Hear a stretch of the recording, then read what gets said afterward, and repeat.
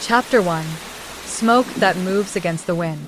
They say the city got its first television in '49 and never slept a full night after. By '58, the glow had replaced the moon in most neighborhoods. Even rain looked backlit. I watched it smear along the window of my office, a rectangle over a pawn shop that sold wedding bands to men who swore they'd buy them back. The radiator coughed like a guilty priest. My name, John Calder, Investigations, peeled on the glass in tired gold leaf, letters going soft around the edges like truths left too long in a drawer. The bell on the hall door rattled 3 times, which meant the person coming in wasn't sure they should. That's how good stories start, and most of the bad ones. She wore a camel coat cinched like a decision, and a hat with a veil that turned her into a rumor. 30, maybe. Dark eyes that did inventory, not flirting. She carried a leather handbag and something heavier you couldn't put a strap on. "Mr. Calder?" she said, the kind of voice you'd stand up for even if you were the sitting kind. "That's me," I said, rising half an inch. Respect is taller than manners. Apologies for the decor. My decorator eloped with my budget. She gave the room a quick look. Roll-top desk with a new bruise, 2 chairs with honest springs, a steel file cabinet that remembered a war. She took off her gloves 1 finger at a time and didn't bother smiling. "I'm Evelyn Rios. I was told you find things that don't want to be found." "Things don't want anything," I said. "People do. Sit, Miss Rios." "Mrs.," she corrected. "But it doesn't matter. My husband is in Havana pretending not to notice the country leaving him." She set the handbag on her lap and eased a manila envelope from it like a confession. "My sister, Sophia. She's gone." The police wrote it down and called it voluntary absence. Sophia has been many things. Voluntary isn't one. I slid the envelope across the desk and opened it over the blotter. A photograph, black and white, scalloped edges, of a woman with a smile like a dare. Dark hair, cheekbones that kept their promises, a little beauty mark under the left eye that would have been a lie on anyone else. There were more. Sophia at a picnic table with cigarette smoke drawing halos. Sophia behind a bar somewhere glossy, bottles lined like soldiers. Sophia on a beach at night, the surf teeth white. "How long?" I asked. 14 days. "Work." She tended bar at the halcyon room. She said it the way Catholics say Mass, half reverence, half resignation. 3 nights a week. She taught dance out of a studio on Beaudry the other mornings. She called our mother on Sundays. She hasn't called. Boyfriend. Evelyn's mouth twitched like a string pulled wrong. Evan Pike. He calls himself a promoter. The halcyon calls him indispensable. Pike, I said, tasting the name. I'd seen it on reservation lists and warrants that never got signed. And the police?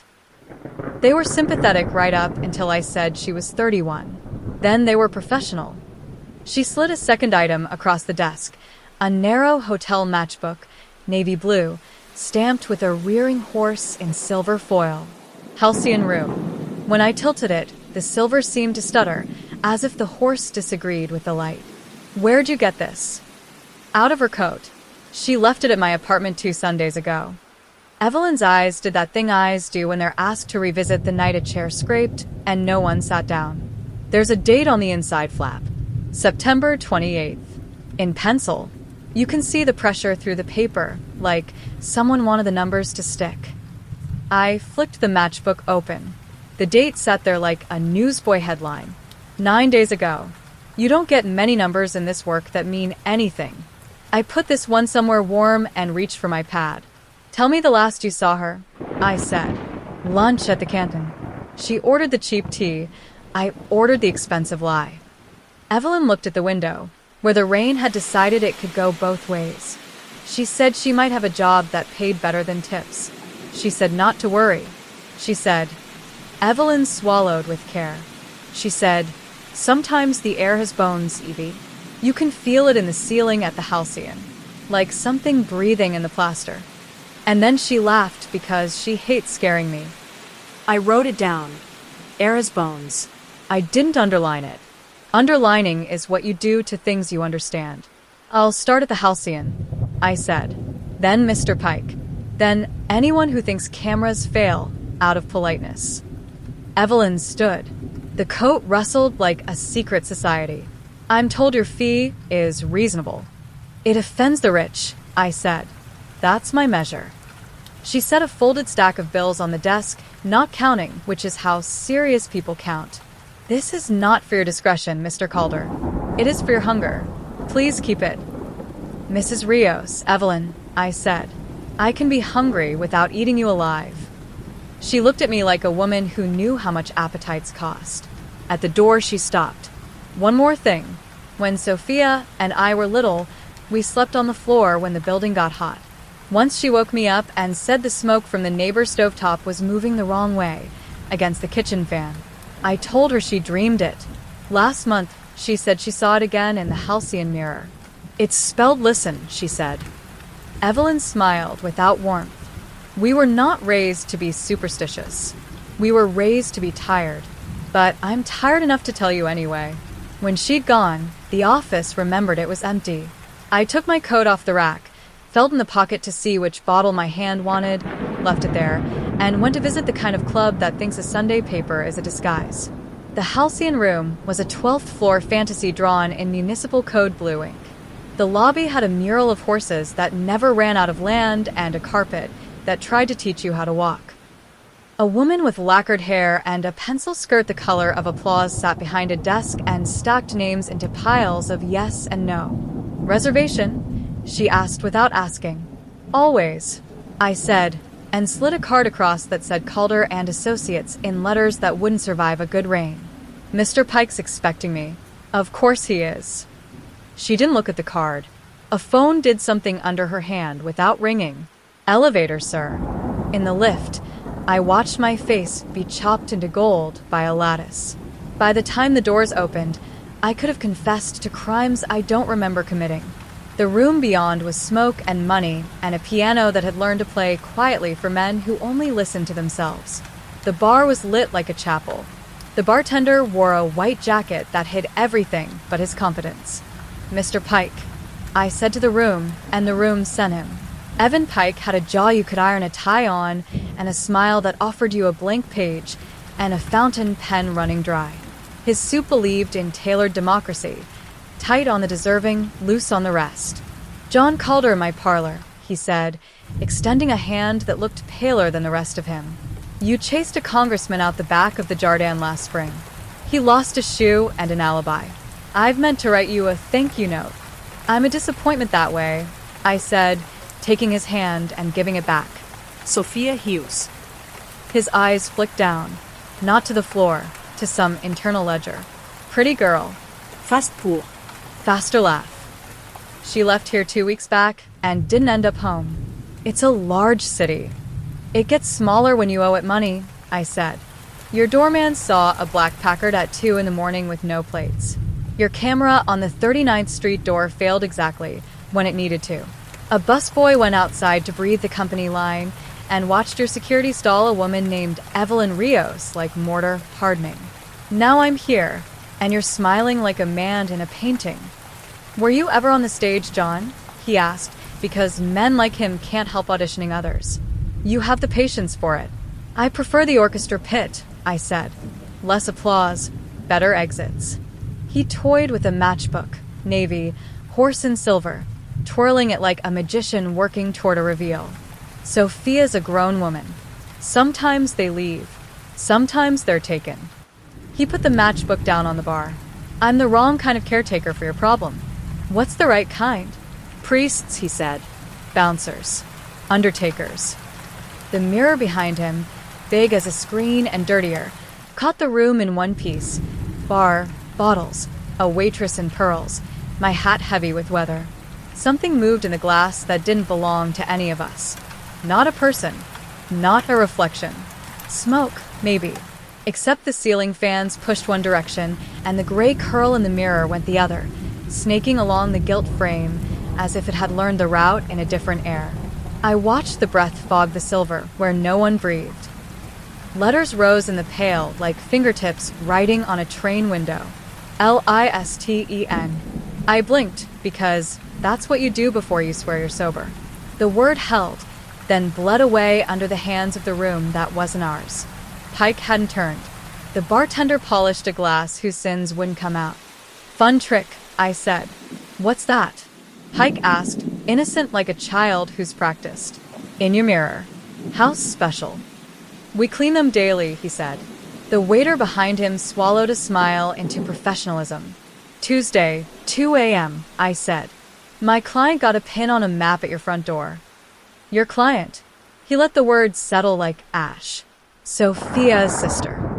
A shame, he said, and meant none of it, but not a crime. You run a room where men give their names to the maitre d' and fake ones to their wives, I said. You know the difference between a shame and a crime by smell alone. You're a poet, John, he said, lighting a cigarette he wasn't going to smoke. This city doesn't pay well for that. Neither does yours. He smiled correctly. Let me help you. You're going to check the alleys. You're going to find a bottle cap that fits a brand we don't stock and a lipstick someone who isn't a member wouldn't wear. You'll visit the girls' room with a cracked mirror because you believe ladies' powder rooms keep better secrets.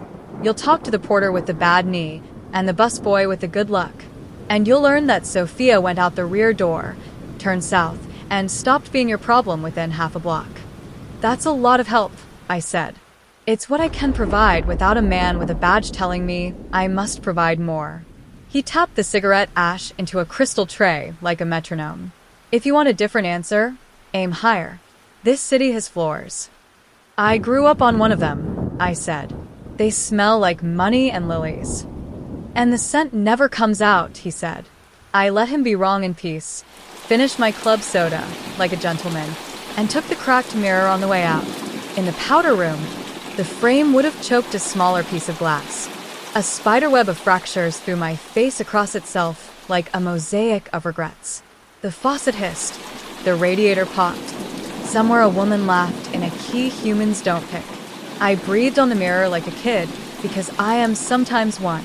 The fog bloomed. Lines shaped themselves where my hand wasn't. Basement / blue door. Then gone, like it had embarrassed itself. I wiped the glass with my sleeve, and the cracks caught on the wool like teeth. Down the service hall, a porter with a knee brace leaned on a mop and watched his future not arrive.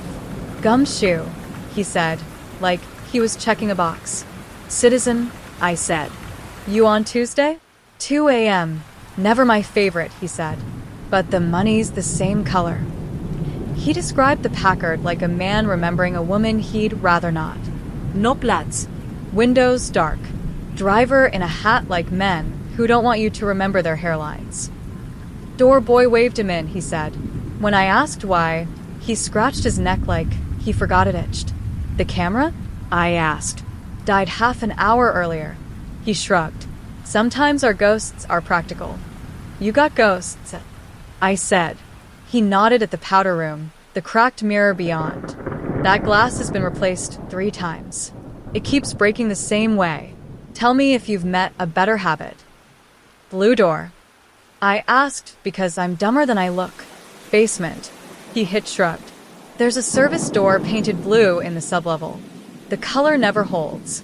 You know how some doors sound like wood and some sound like ideas? That one sounds like the second thing. Who has the key? He made a face that belonged in a trendier club. Keys are for people who like being looked at. The blue door opens when a man who wants it to open comes with the right company. What kind of company? He looked back toward the front house, where the music had learned to leave no fingerprints. Names that raise and lower budgets. Faces that aren't famous, but tell famous faces where to sit. Politicians. I said. He took a beat. Men who don't need to say please anymore, he said finally. And women who saw the inside of a story they'd rather you didn't write. I thanked him and left him to his mop and his bad knee. The alley behind the halcyon was a chute for smoke and the kind of water that never learns to be clean. A busboy in a paper hat sparked a match, cupped it like a secret, and blew it out again. No smoking on duty, he said, dropping the dead match in his apron pocket like contraband. You always listen? To the boss. He grinned sideways. To the room? Depends who's louder. You see a Packard on Tuesday? He sucked air like a man checking whether it was free. Twice a month, maybe. Tall men. Hats. Smelled like the kind of soap you keep in a box. The driver? Thin. Ear like a second handle on his head. He made a question mark out of his hand. He didn't look at me. That's how you can tell the ones who matter. You work for tips? I asked. I work for the day someone spells my name right, he said. I slipped him enough to buy 2 letters. On the way back to my office, I walked under the L and let the trains argue with my thoughts. A dry place with a neon clock promised coffee. I believed it. Inside, the waitress called me Han with a voice that could sand floors. A radio on the shelf behind her played a ball game the city didn't have tickets for. Flat, distant. And then, for a second, the static resolved into a woman's voice that wasn't on any frequency I knew. Listen, it said. The waitress thumped my cup down like the word offended her. You want pie? She asked. What kind? I said, because sometimes the universe sends you a question with only one correct answer. Lemon meringue. Looks like a prom dress somebody cried on. I'll take it, I said, and the radio returned to baseball like it had never left. When I got back upstairs, the rain had the decency to pick a direction. The office smelled like wet wool and low expectations. I put the matchbook on the blotter and the photograph of Sophia next to it. The horse in silver foil did its little stutter again, as if it were trying to learn a different shape. I flicked it open and a second set of numbers had appeared under the first. Lighter, ghost pressure. B2, basement. Blue door. B2. The phone rang with the clatter of an orchestra pit falling downstairs. I picked it up and said my name like a password. You were told to aim higher. Evan Pike said, a smile audible, the kind of smile you can hang a coat on. Consider this elevation. Tell me something true, Pike. He exhaled smoke he hadn't earned. There are clubs inside clubs. You know this. The Halcyon is a lobby. The elevator is elsewhere. And the blue door? It leads to a room where favors are done to the letter. His voice lost its lacquer for a breath. Leave it alone, John. There are men who are only men until you turn the lights on. Then there's something uglier. My client's sister is through your door, I said. There are plenty of doors, he said. Pick another. The line went dead politely. I went to the window. The city did its trick. 1,000 lives lit on filaments, each one a story that wasn't mine. A boy ran a newspaper across to a man in a hat, and the headline said councilman cleared like the words were laundry trying to call itself air. A woman argued with a cab driver without raising her voice. The rain moved sideways and then, for one unkind instant, it reversed, lifting in a sheet like a tablecloth pulled by a show-off, and I saw it again. Smoke. Not in the street. In the glass of my office, the gold leaf letters fogged from the outside, and in the fog, letters drawn by a fingertip that had no business there. Listen, I did. I heard the radiator make a sound like a man making excuses. I heard the building's old bones. I heard my own mouth say Sophia. The matchbook snapped itself shut. No draft. No hand. Just the small click a room makes when it agrees to be a room again. I put on my hat. Basement. Blue door. B2. It's a poor habit, going where the signs point. But I've never liked my better ones. Chapter 2. The Blue Door. The Halcyon service elevator didn't like me and had the decency to say so. The operator, a kid with a newspaper folded to the racing tips, took one look at my hat and filed me under deliveries. I tipped him a quarter that thought it was $1 and asked for the sub-basement. B2, he said without looking up. B2, I said, and we both pretended the building had only one kind of below. The car coughed, the cage rattled, and we slipped past floors that wore perfume and into the ones that kept the smell of bleach. The doors parted onto a hallway painted the municipal color of forgiveness. Pipes ran along the ceiling like iron intestines. Somewhere a compressor labored at a job it hated. You want the laundry or the kitchens, mister? The kid said, already turning a page. Blue door, I said. He snorted without humor. You and half the city. I stepped out before he could ask for a password I didn't have. The corridor forked into AT. To the right, steam and the domestic music of 1,000 napkins having their sins boiled off. To the left, less light and a draft moving the wrong way, toward the building like the street had opened a mouth. The paint on the cinder block walls had bubbled and been scraped, bubbled again, a skin that refused the body it had been given. I passed a room where buckets dreamed of prosperity, and another with a dead vending machine holding warm colas hostage. The third door was a fire exit painted emergency red and chained with a hypocrisy that would make a marshal itch. Then I saw it. Blue once. Now a bruise the color of an old lake. The paint had peeled in scallops, but you could feel the insistence of the color under every failure. No nav. No window. Just a plate of brass at shoulder height, smudged by fingers that shouldn't have left prints.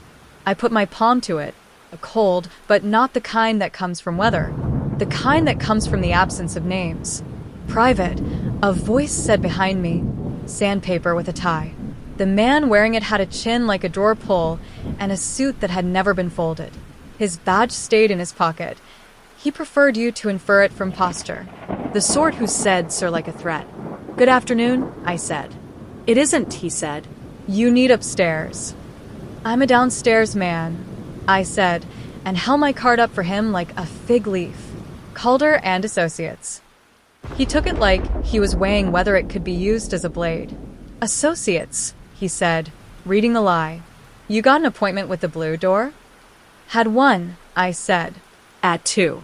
"With a man whose name you'll pronounce wrong on purpose even if I tell you how it's said." He didn't smile. Good. I was tired of smiles that thought they were knives. "There isn't any blue door," he said. "There's a steel door painted the wrong color by the last fire inspector and a storage closet." "Storing what?" I asked. He let the corner of his mouth move a millimeter. "People who ask questions." He was going to move me. I could see the decision happen in his shoulders. I could also see he preferred not to break a sweat. "Let me give you something for your report," I said. "I'm looking for a woman named Sofia Rios. She works your bar until she doesn't. She sent a pin from out front last Tuesday and then forgot what home is. She has a sister who has money. She has a smile that makes bad rooms promise good behavior. And I have a superstition that starts with doors and ends with bodies." He glanced toward the elevator, where the operator had the decency to look like a plant. "You're early," he said. "For what?" I asked. "Regret," he said, and put his knuckles on the brass as if to remind the door it knew who paid rent. The plate warmed under his hand. Not much. Enough to be a language. A click. Not metal, not quite. Like something exhaling permission.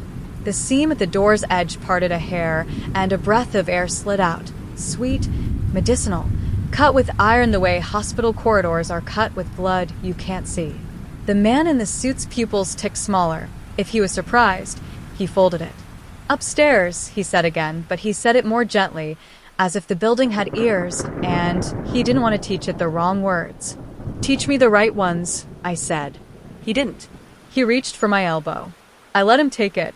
Sometimes cooperation makes people careless. We made it 5 steps toward the elevator before the overhead light strobed. Once, twice. Not a bad ballast. A rhythm. 1, 2, 3, pause. 1, 2, 3, pause. It hit something low in my spine, the part that remembers counting without numbers. A hum came up through the soles of my shoes like a tuning fork introduced to your bones. "Power company," the suited man said, and for the first time his lie didn't try to make an effort. When the elevator cage arrived, it carried the lobby's noise in its grill. Laughter with bank accounts, ice being told it was art, a man explaining the same joke to a different woman. Between those sounds, a thin whisper of another, "Radio," threaded the hiss. "Listen." "Go on," the man said.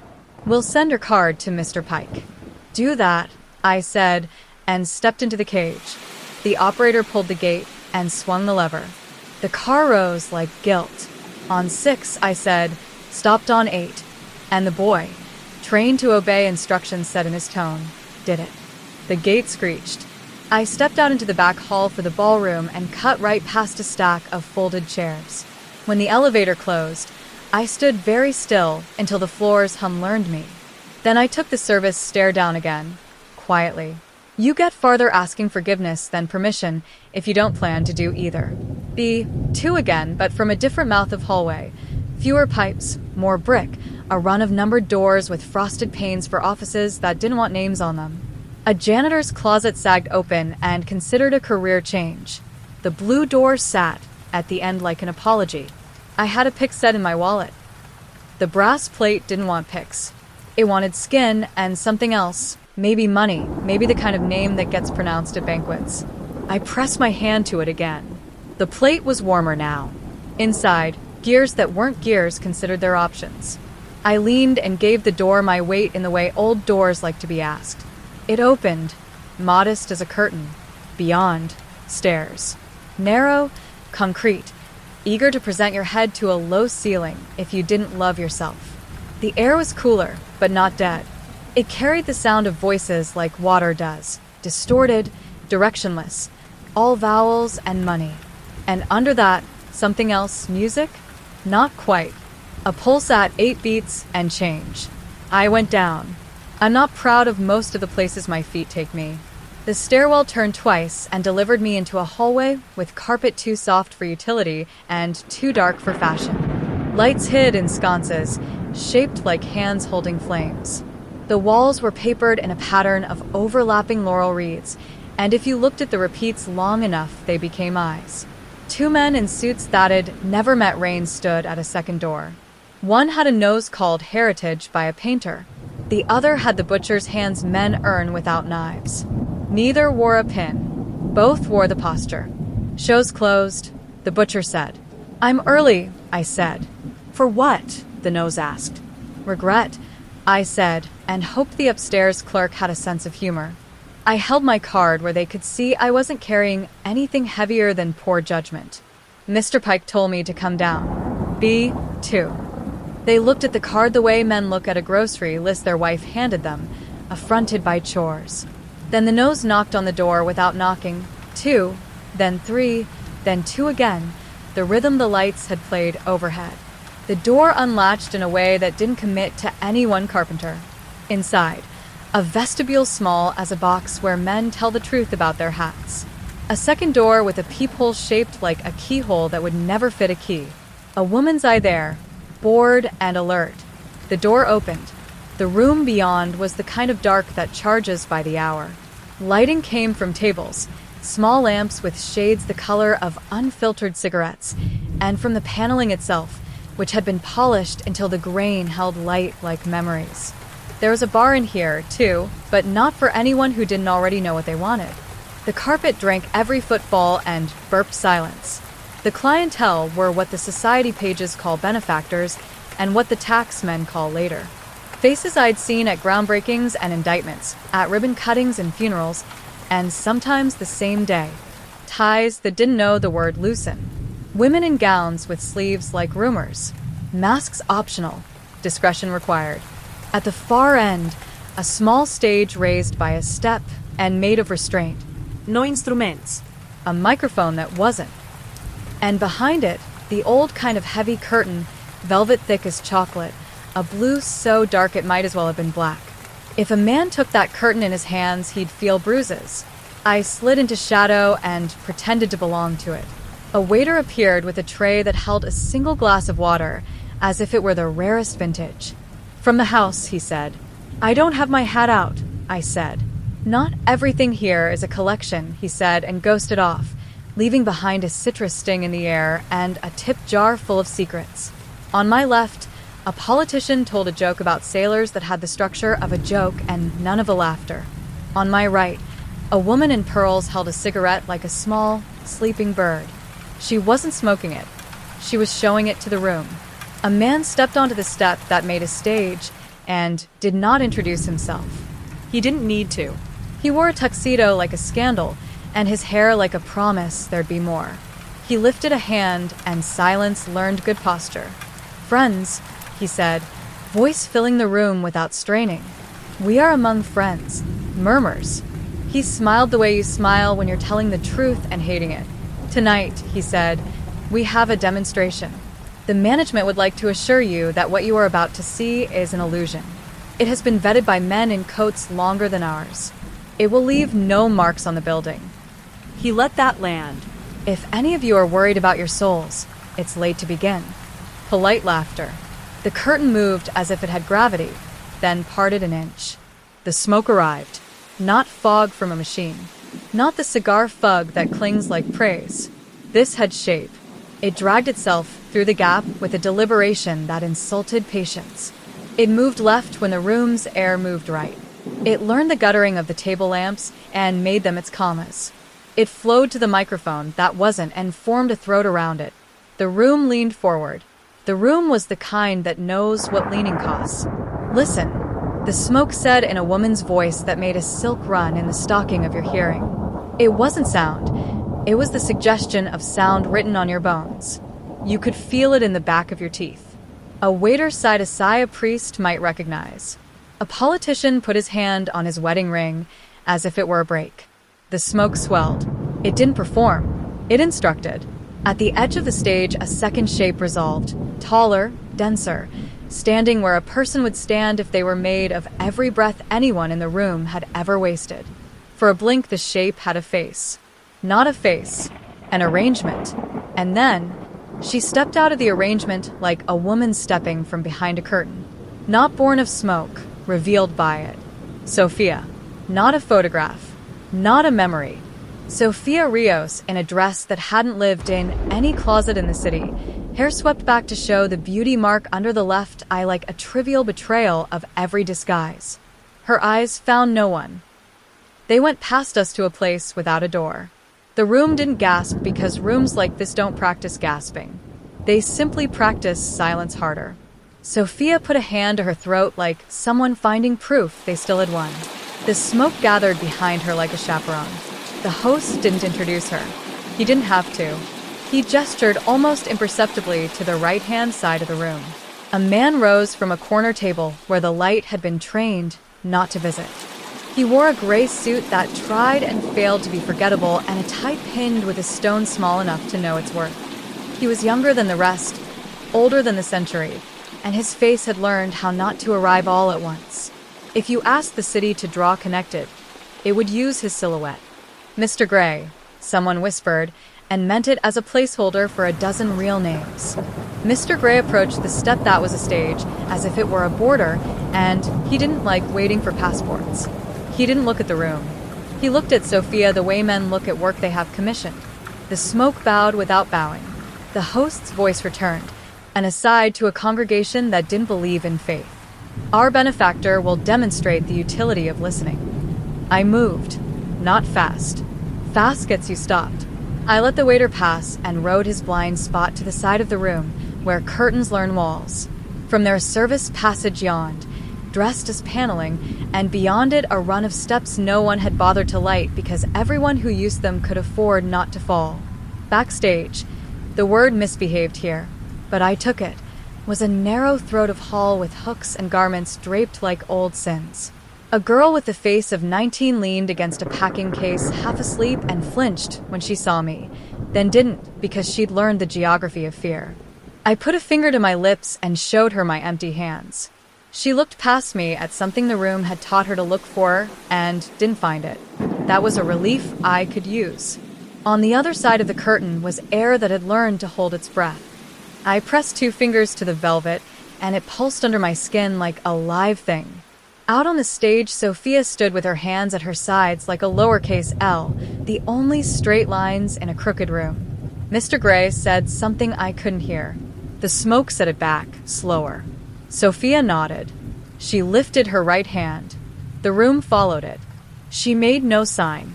She simply occupied the gesture. The lamps at the tables dimmed 2 notches without their bulbs relaxing.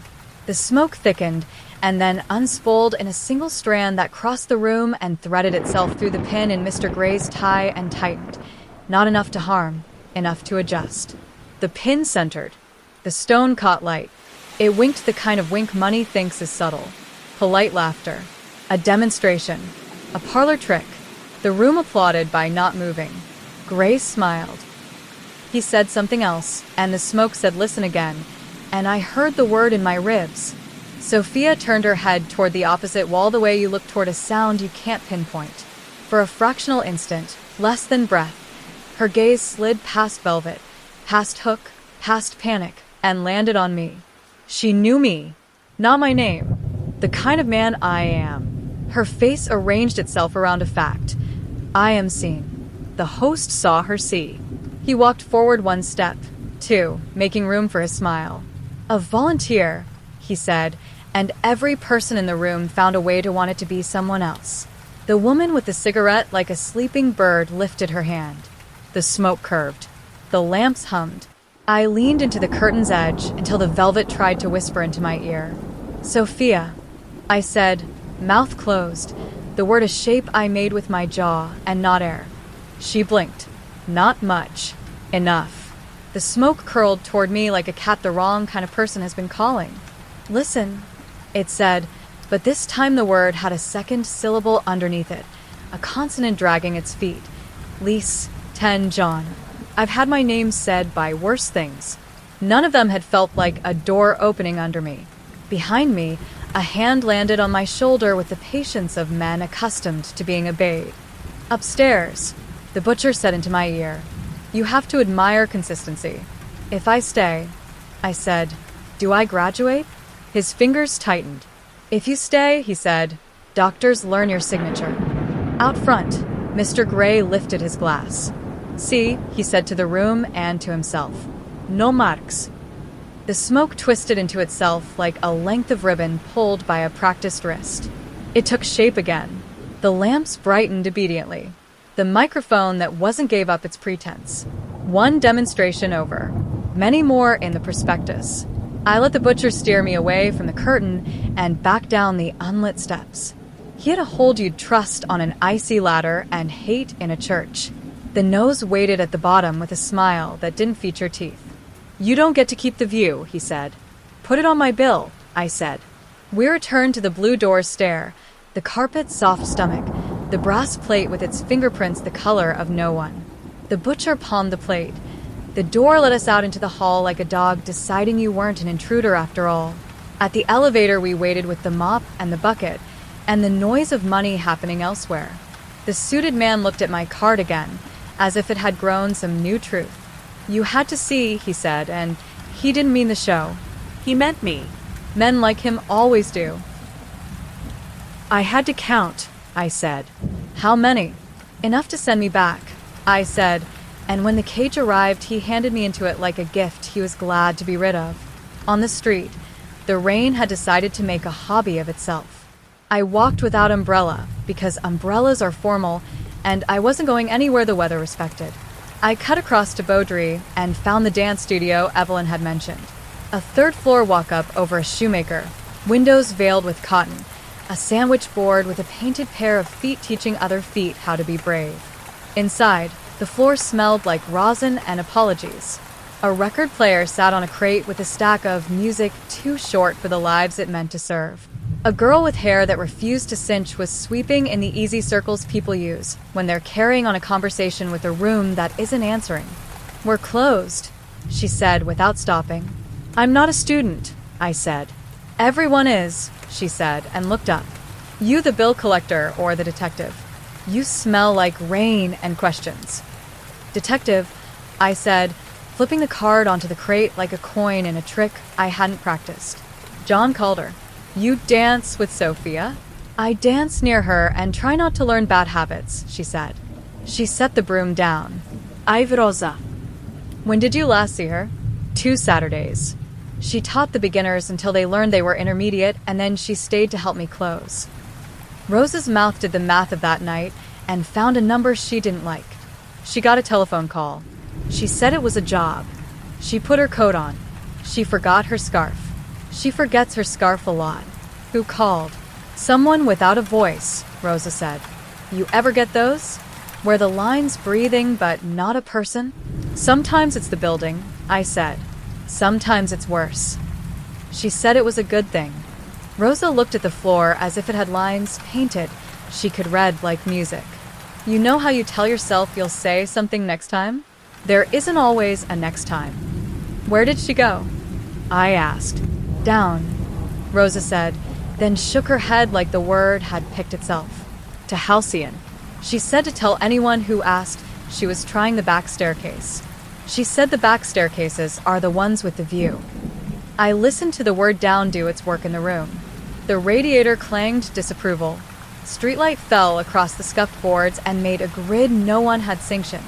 I walked to the window, wiped a circle of condensation with my sleeve, and watched the rain remind the city it had a ceiling. You're going to get her, Rosa said. Not a question.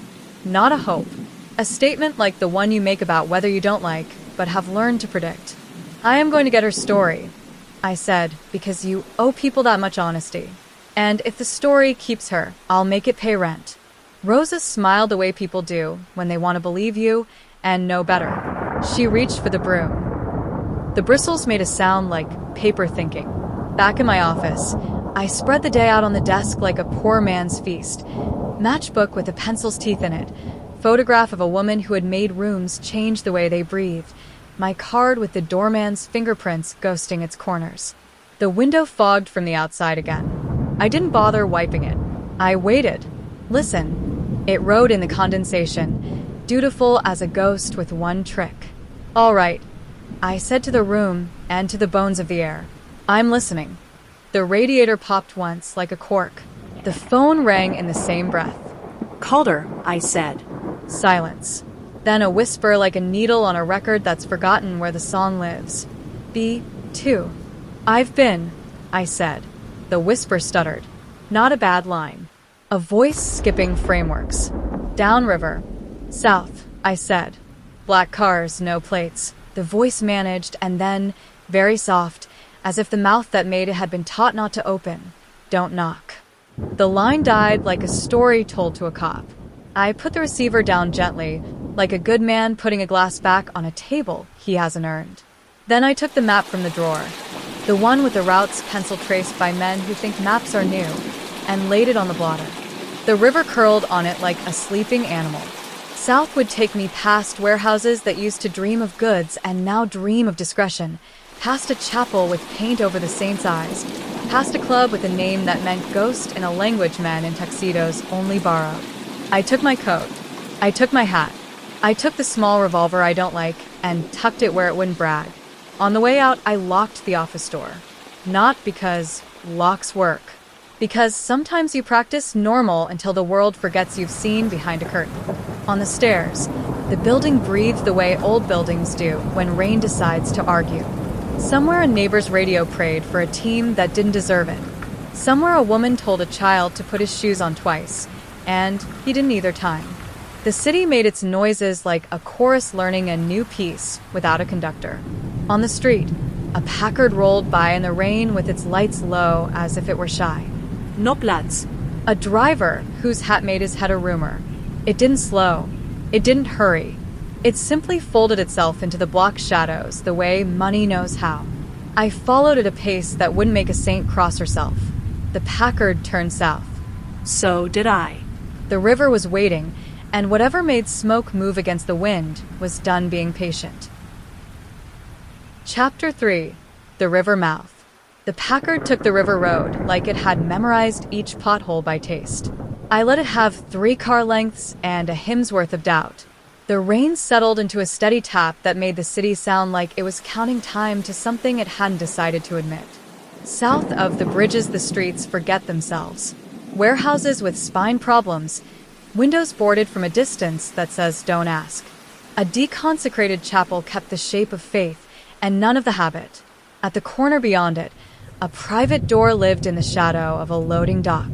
Brass pull, no number. If you didn't know better, you'd call it maintenance. If you did, you'd call it by its rumor. Eidolon.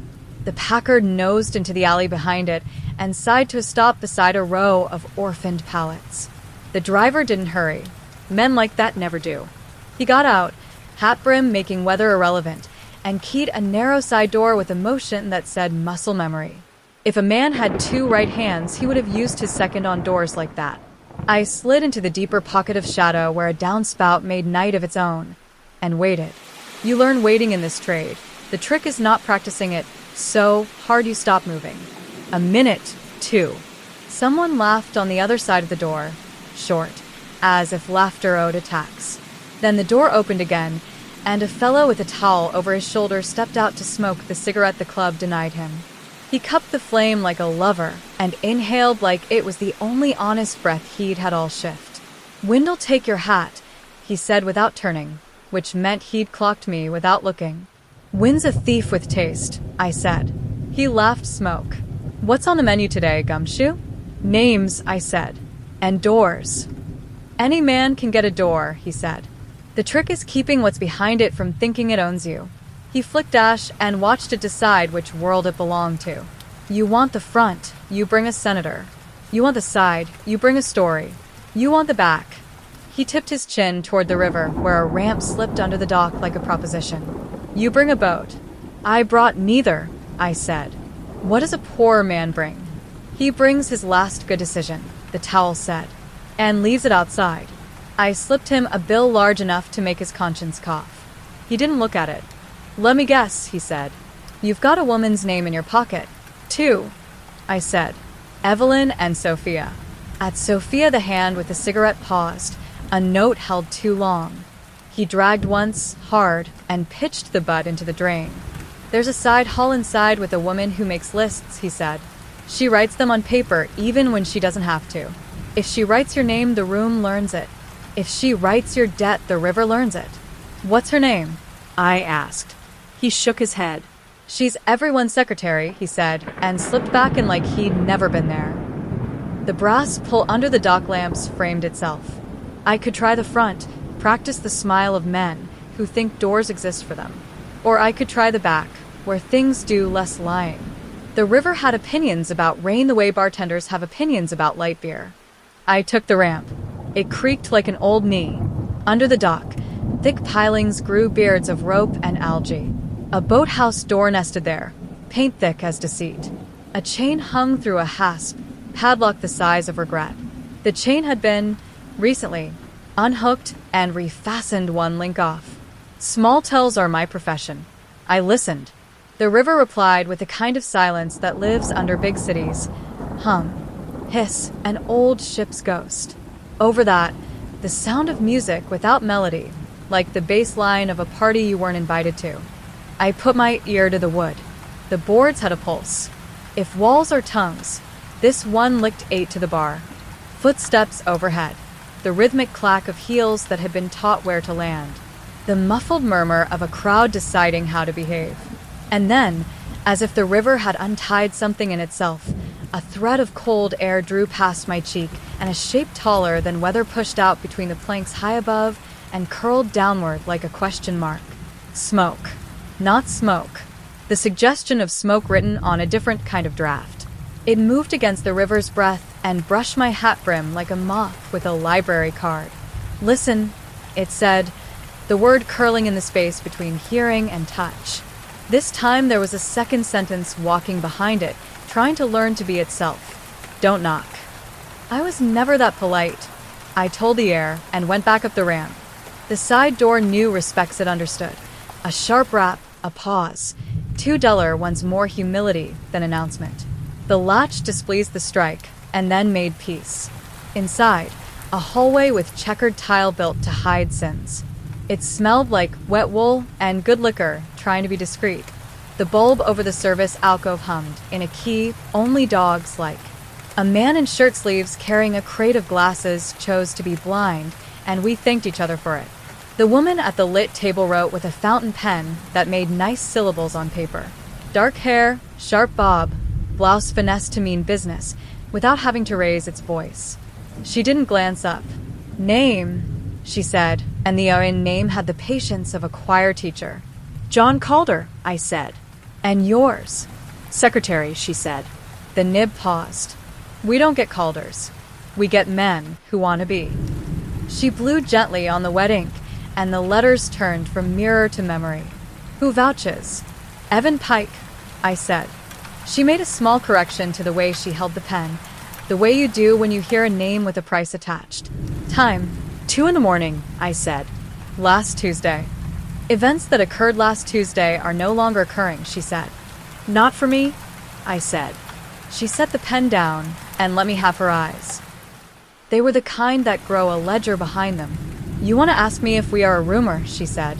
You want me to say no so you can go home and write yes. I don't write, I said. I return. Sometimes I fail.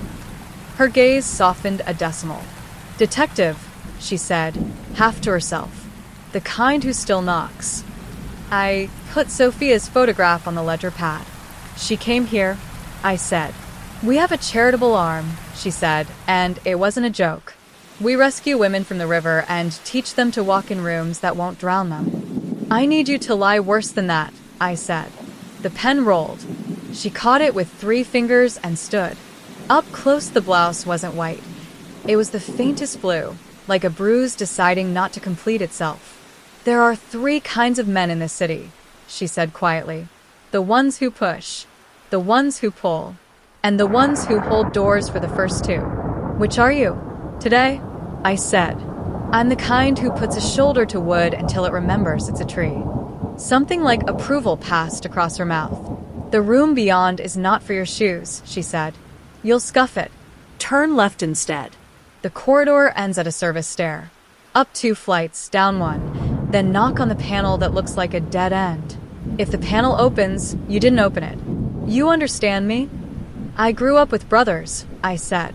Tell Mr. Pike his line of credit is borrowed, she added, and went back to writing as if she'd never looked at me. Up 2, down 1. A corridor with wallpaper flocked in lilies that had learned to whisper to themselves.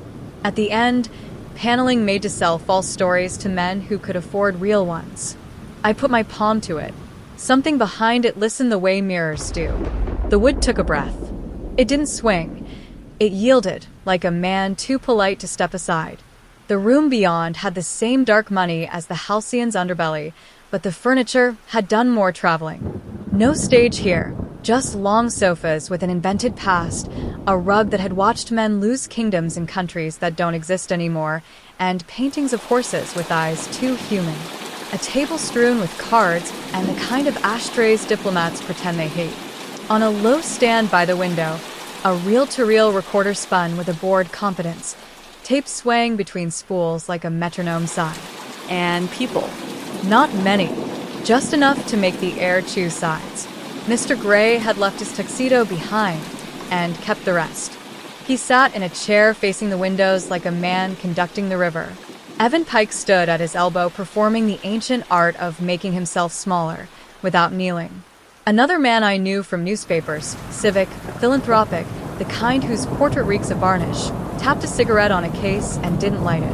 On the sofa opposite them, a woman in blue satin sat with her hands folded on her knees. Not Sophia. Older by a decade, younger by a divorce. Her hair was combed like regret. A black silk ribbon circled her throat with a small bow at the back. It wasn't restraint. It wanted to be.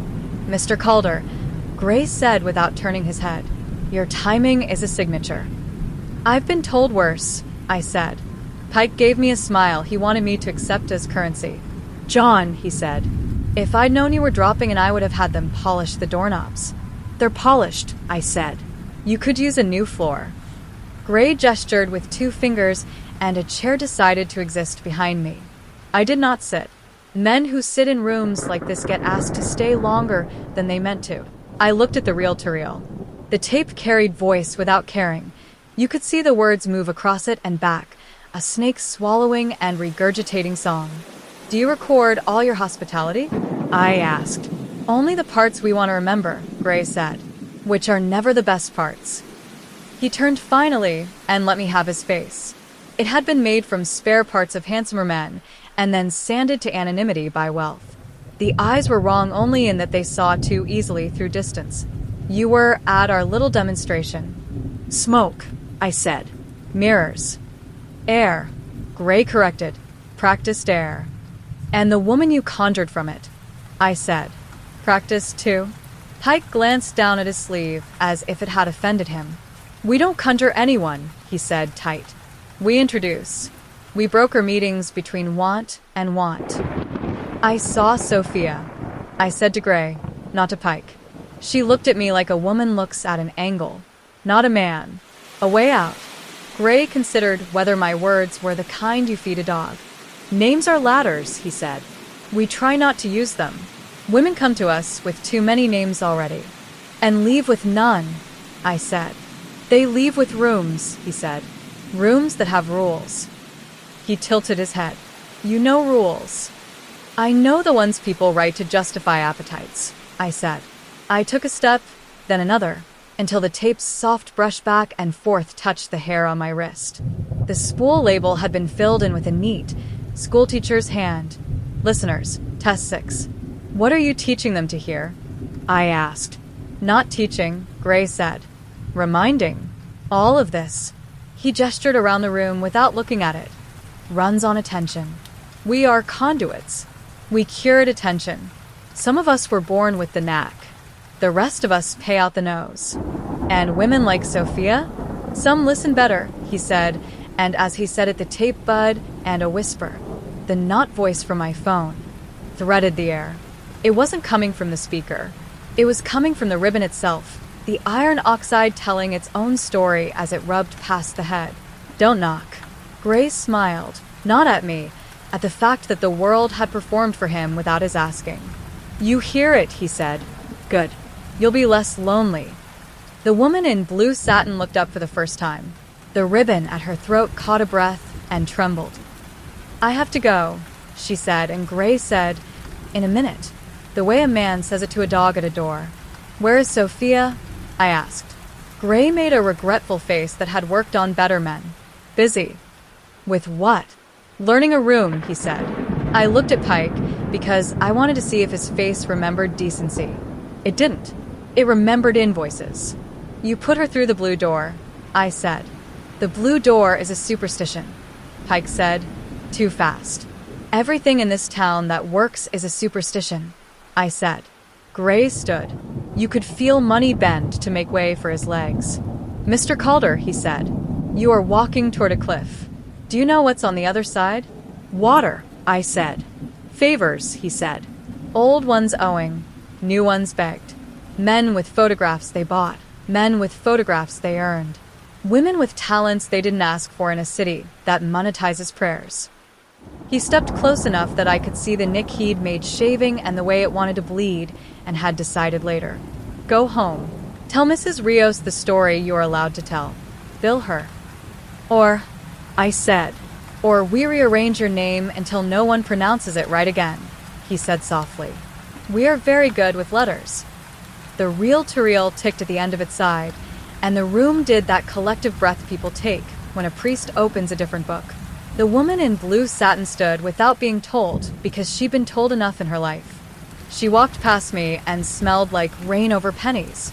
At the door she paused and put 2 fingers to the ribbon at her throat like she was remembering how to tie it. Her eyes flicked to mine, a single glint that said there are other doors. Then the panel closed behind her, and the little chair behind me remembered it could disappear. I left because fights you don't win in rooms like that end in you taking a longer bath than you planned. In the hall, the air had learned to behave. At the ledger desk, the secretary didn't look up. You'll be followed, she said. By who? The polite, she said. They'll be very good at it. You said there were other doors, I said. Where? She stopped writing. She didn't sigh. She was too well trained for that. She plucked a blank card from a drawer and wrote on it with the brisk hand of a schoolmistress. No names, no street, just a cross and a curve and a square. A map if you grew up with this city tattooed under your fingernails. An address, I said. An idea, she said. St. Bartholomew's. The chapel under the chapel. Ask for the sacristy keys and use the 3rd one. You didn't hear it from me. What did I hear it from? She let herself smile once. The air, she said. Outside, the rain had grown bored and gone to find theater elsewhere. The river breathed like a big animal asleep with one eye open. The Packard was gone, but a Dodge with the diffidence of a second-class tail idled a half-block back under a broken street lamp that insisted on coming on. I tipped my hat to it like we were neighbors. It didn't move. St. Bartholomew's squats by the river as if daring God to clean it. The parish priest does what he can, and the rest of us leave the poor box full enough someone thinks twice. Inside, Candles tried their best against the smell of damp stone. A sign asked for quiet and then forgave you for ignoring it. "Father," I said to the dark. A man in a cassock that had been mended with patience and bad light appeared from the side aisle, hands smelling faintly of polish and sacrament. He had the eyes of a man who has seen every kind of tears 4 times and still believes in water. "Confessions Thursdays," he said. "I've only got questions," I said, and slid my card across the polished oak of a pew. "Detective." "Ah," he said. "The other sacrament." "Sacristy keys," I said. "A friend wrote me a map. He considered me the way you consider a cat at a door in weather. We lose more keys than we make," he said. "But some doors don't mind." He led me down a side hall to a room that smelled of beeswax and resignation. On the wall hung a board with hooks and tags. He lifted a ring of keys heavy enough for a jail and sorted through until he found the 3rd one on the 3rd ring, a small brass thing with a chipped enamel cross. "We don't keep money down there," he said. "We keep other people's ruins." "Do you keep women?" I asked. He looked at me level. "No," he said, "but the city does. Sometimes it leaves them in our porch." The door under the choir loft had been painted so many times it had become a sculpture of itself. The key turned in a lock that hadn't been asked to perform in a year. The air that came up was ground cold and honest. We stepped into it. The crypt chapel carried the stories of other centuries in its mortar. Stone vaulted low enough to make pride stoop. Niches with saints whose faces had softened into rumor. A table that had been an altar and now pretended to be a table again. In the far corner, an iron gate barred a passage nobody used because nobody remembered to. A single candle burned there for reasons more practical than pious. In the quiet I heard it, the faint hum the Halcyon's accelerometers would have named, the low note the tape player made, the 8-beat that lives in wood. The air in front of the iron gate cooled as if someone had opened a refrigerator into summer. The candle guttered, without apology. Along the inside of the gate, soot smudged itself into 4 letters like a child had learned them with a dirty finger. "List." It stopped there. The rest decided to be smoke. "Do you smell camphor?" the priest asked. "Sometimes I smell my own mistakes," I said. "Those smell like bourbon," he said, not unkindly. We stood for a minute with our shoulders nearly touching and the iron between us, and a place that wasn't part of my map. And in that minute the candle steadied, the hum flexed, and in the wrong ear, the one a doctor had policed 3 years back, a voice laid down a track. John, Sophia's voice. Not from beyond the gate. From the stone itself, the mineral forgetting it wasn't meant to be a mouth. I put my hand on the iron. It was warm where it should have been cold, like a hand had been there a minute earlier. Maybe mine in a different story. "Downriver," the voice breathed. "Don't. Knock." I finished, and took my hand away before anything could decide it wanted to hold on. The priest crossed himself, and didn't tell me not to. "I'll leave this door unlocked," he said, like charity and like strategy. "If anyone asks, I'll say I lost the key." "What do I owe you?" I asked. He smiled with the weary humor of a man who works for a creditor that doesn't take cash. "Bring me a name," he said, "for my book. There's a nice blank line under Sophia." Back on the street, the Dodge hadn't bothered to pretend. It crossed itself out of its parking space and fell in behind me. I walked like men who don't know about Tails walk, acknowledging corners, ignoring alleys. The river made a sound I didn't have a word for yet. Ahead, the warehouse with the painted-over windows framed itself. Idolin's younger, meaner brother. A light in the 2nd floor cut across rain and picked me out like a finger. I kept going. When they took me, I wanted it to be where the buildings still remembered their names.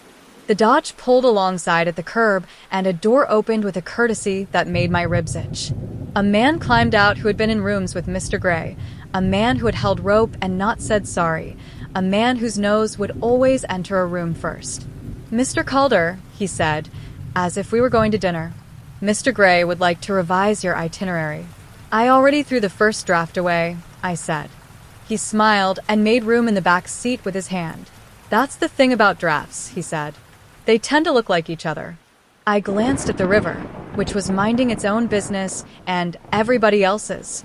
Across it, the city offered me a theater marquee I could believe in. Tonight only.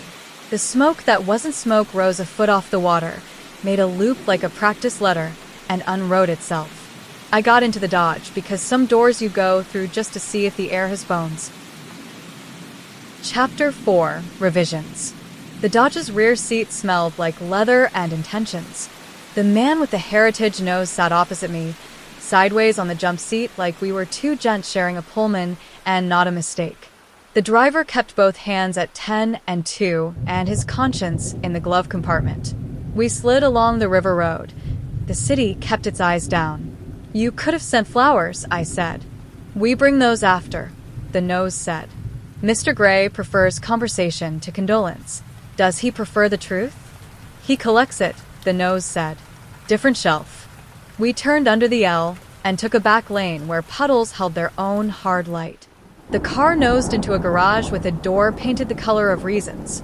Concrete cool on either side, gasoline dried into a long, old sermon. We stopped. The nose gestured, and I stepped out into a room that believed in drains.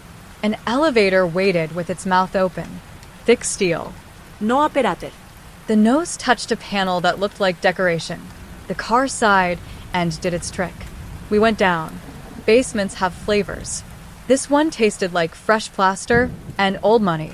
The doors opened on a hall that had been paneled to look like upstairs, which never fools anyone and impresses everyone.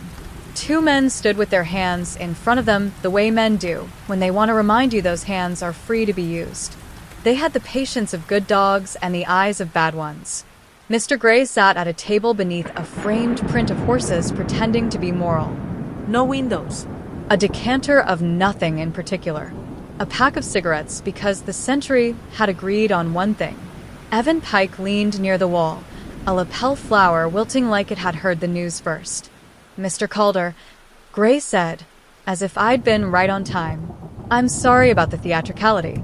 This city teaches habits. It teaches regrets, I said, taking the chair he hadn't pulled out. You sent me a car. I assumed you wanted my company. I want your calendar, Gray said mildly, and a boundary. But let's not be enemies tonight. What are we? Professionals, he said. We've both seen more doors than people like to admit exist. And we've both kept some closed that ought to be open, I said. Pike lit a cigarette for himself and then remembered he didn't smoke and let it die. You're not slow, he said. You are, however, inconvenient. Evan, Gray murmured. Pike folded his mouth back into usefulness.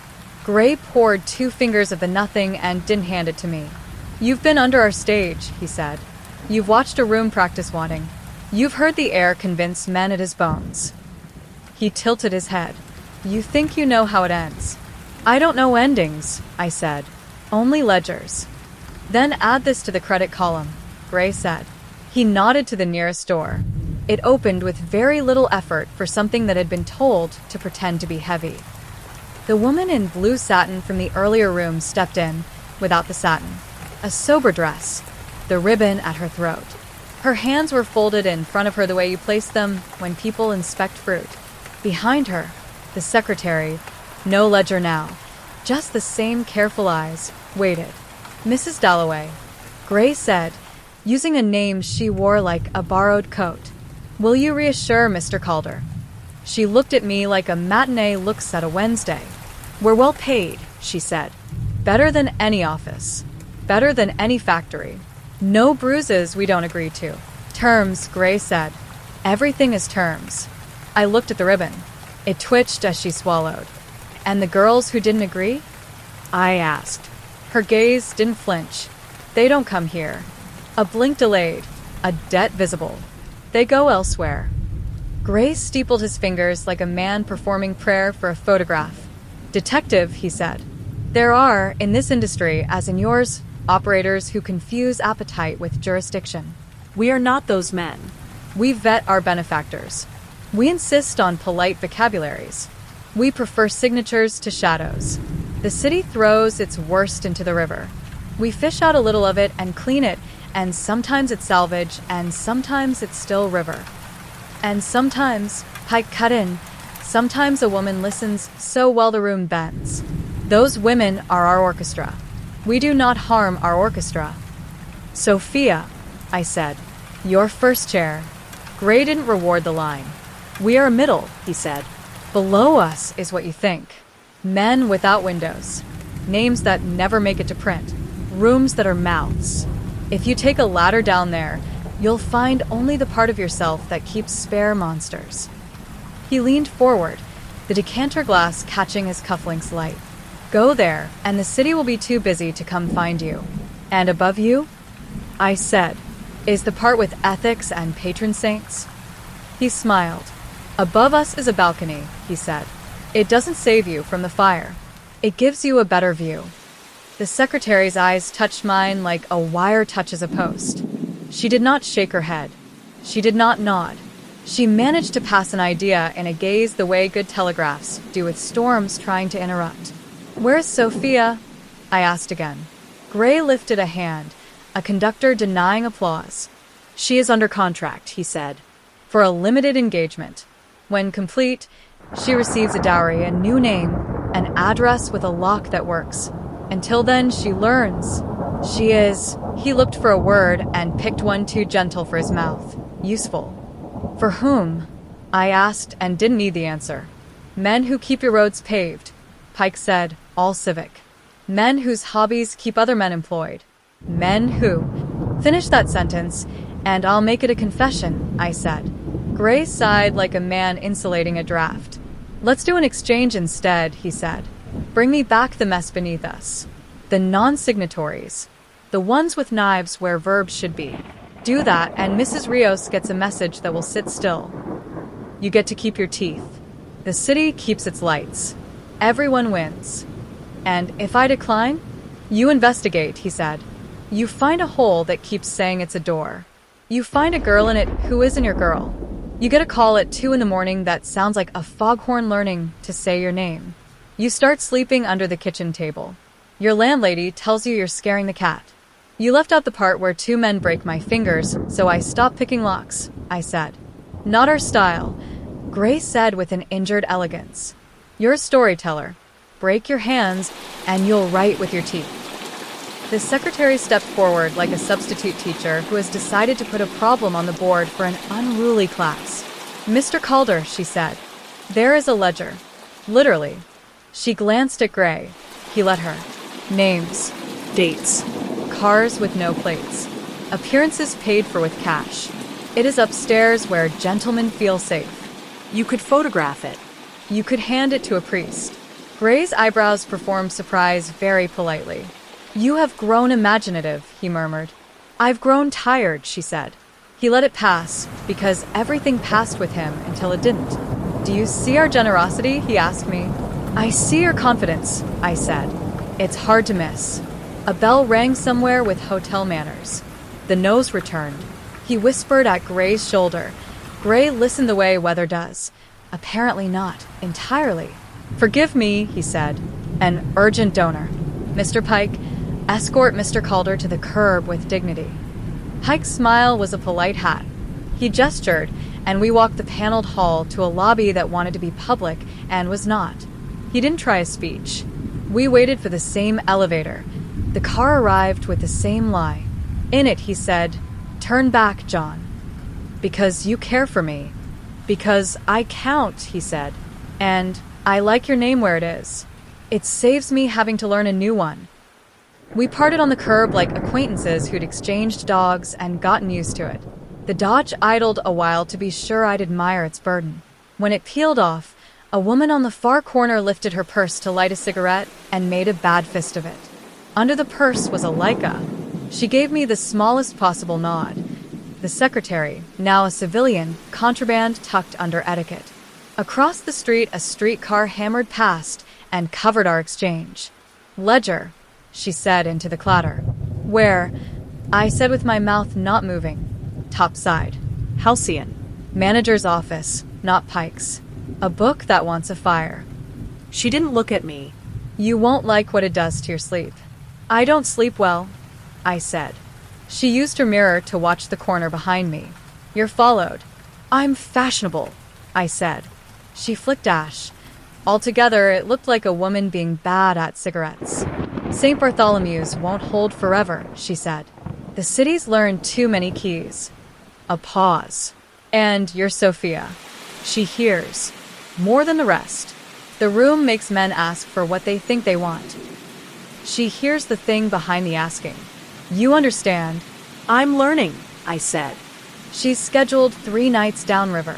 The secretary said like she was reading a timetable. Tonight's not one. Tomorrow is. Don't be gallant. Be early. Your name, I said, because debts have to be called in their correct order. She buttoned her glove, looking at the neatness of the act, as if it were a map. No, she said, and went the other way before anyone noticed she'd been there at all. I walked without hurrying, because hurrying is a flare. The Dodge shadowed me 2 blocks back at Idle Confession. I turned down a lane where the buildings leaned toward each other like gossip and emerged into a street that had learned to mind its own business. The tail passed, then had to reverse on its pride. By the time I reached the Halcyon's block, the night had brought a clarinet solo that the city tried to pretend it didn't like.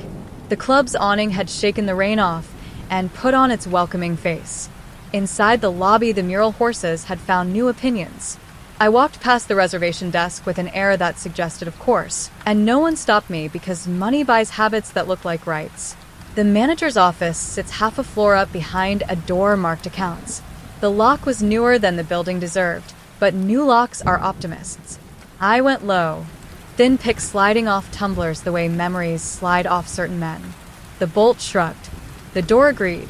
Inside, filing cabinets like pews, a desk that wanted a banker's shoulders, a calendar that kept every day. A safe in the corner wore a coat of paint and patience. I didn't need the safe. The ledger sat open on the desk, as if the room was rehearsing for a raid and got bored waiting. Brown buckram, leather corners, twine stitched to keep the binding from complaining. The pages held columns in careful hand. Date. Patron. Arrangement. Consideration. Courier. Notes. It smelled faintly of the cleaner people use, and the sweat they pretend they don't. Names. Half of them you'd recognize if you read the second page of the morning paper. The other half you'd recognize if you were unlucky. Arrangements. Private supper, River Drive, C, and the cipher settled on it like a housefly made of percentages. Considerations listed not numbers but weights.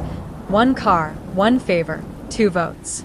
Courier initials, sure, and under notes. A variety of weather reports for human storms. Prefers soft light, no cameras, brings own key, no witnesses, requires listener. Listener.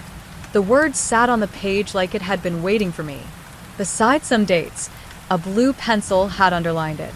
On others, a long dash followed by S. In the neat, schoolteacher hand I'd seen on the reel-to-reel. S, Sophia. How many nights? Enough to get me to a priest with a list. I took out the Leica I hadn't told the secretary I owned and began to photograph. Fast, steady, page after page. The shutter clicked like a polite typewriter. In 2 minutes, I had enough to sink a small ship, or at least drown its captain. I took the thin ribbon of blue pencil-shaved lead from the desk's tray and pocketed it, because sometimes souvenirs behave like evidence. Footsteps. Not in the hall. On the runner beyond the door, and not uncertain.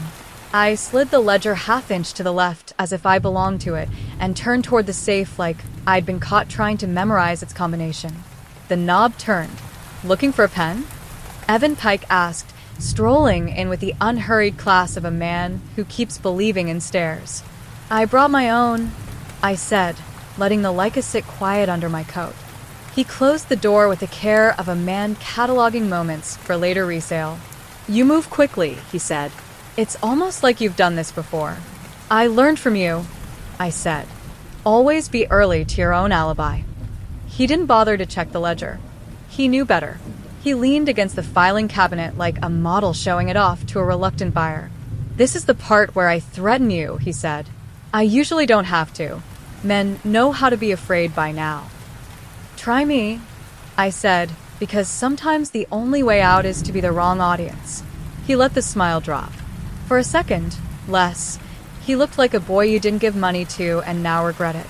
Don't make this uglier than it is, he said. You think you're rescuing one woman. You're setting a table for 100 men who'll come to dinner with knives and eat the city. They're already here, I said. They're eating smaller plates, he said, too fast, as if repeating a line that had persuaded him at 3 a.m. You break the dishes, they bring their own. They don't tip. I stood with the ledger between us like an altar. Sophia is not a plate, I said. No, he said, and for the first time he sounded like a human caught between committees. She's a bell. You ever see what men do when a bell rings and they didn't ring it? Something in the hall changed. The air, or the light, or the wayward side. A shadow leaned into the frosted pane on the door, a profile I recognized from the Dodge, and the room with horses. The nose. Behind it, a second shape that had learned patience from clubs and clubs from patience. You should go, Pike said, and it was the kind of generosity that lives on thin margins. Out the back. Take the service stair. Don't stop to show anyone your cards. You open it, I said. He crossed to the inner door that looked like a closet, pressed his palm to a panel that had pretended to be decorative, and the wall slid a hand's width. A narrow channel of stair waited, dark as propriety. Why? I asked, 1 foot in the gap. Because Mr. Gray doesn't like to lose control of a conversation, he said, and looked briefly like a man in a mirror he didn't admire. And because you didn't bring a badge. He pushed the wall, and the click of it closing did me the courtesy of not sounding like a goodbye. I ran without trying to look like I wasn't. The stair took me 2 flights down, then one along a corridor that pretended to be backstage, then a service door that found me on the alley under a light bulb that had taken a vow of poverty. The rain had quit. The street had not. The Dodge idled where it thought it had rights. The nose stood in the doorway across and watched the alley like a shepherd extolling virtue. I went right instead of left. The Packard, if it was the same, purred into view at the end of the block, took one look at me, and pretended we were not acquainted. It turned toward the river. I followed the idea of it. Toward the warehouses, toward the private ramp that dipped like a sentence changing its mind, toward the door in the boathouse paint. The chain had been moved 1 more link. The padlock would swear in court it had never been opened. The board beside it, a hand's breadth wide and painted with the same lines, had a nail missing. I put my fingers in that gap and pulled. The board came away like a tooth that's been waiting to let go. Behind it, the dark little hall smelled of old ropes and the starch of clean sheets. Voices came from the far end, soft, close, practiced. The hum at 8 to the bar found the old beams and tried them on.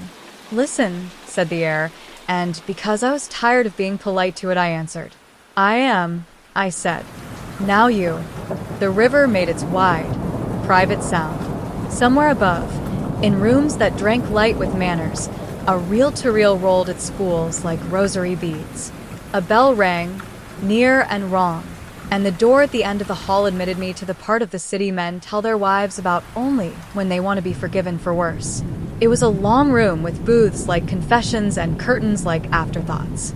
More dark money, more lamps, more men who had attendants instead of friends. There were women, adults, dresses that knew about hands. No one cried. No one laughed. The noise level sat at conspiracy. At the far end, a small, clean platform. No band, just a chair and a glass of water, like an experiment. Beside it, standing with her arms at her sides, the lowercase L of a person who refuses to bend, was Sophia. Not a picture. Human. Pulse visible at the hollow of her throat above the ribbon. The beauty mark under her left eye placed exactly where memory said it would be. Her eyes swept the room like a field patient cataloging exits. They passed over me, not because she didn't see, because she saw too much. She tilted her head a fraction to the left. The room's lamps answered as if they'd been waiting to be tutored. Mr. Gray sat at a table near the stage, his back perfectly straight, his expression the same one men wear to Kristen ships they didn't build. Pike hovered behind him like a brother who knows where the family silver is hidden, but not the combination. The secretary wasn't in the room. Good.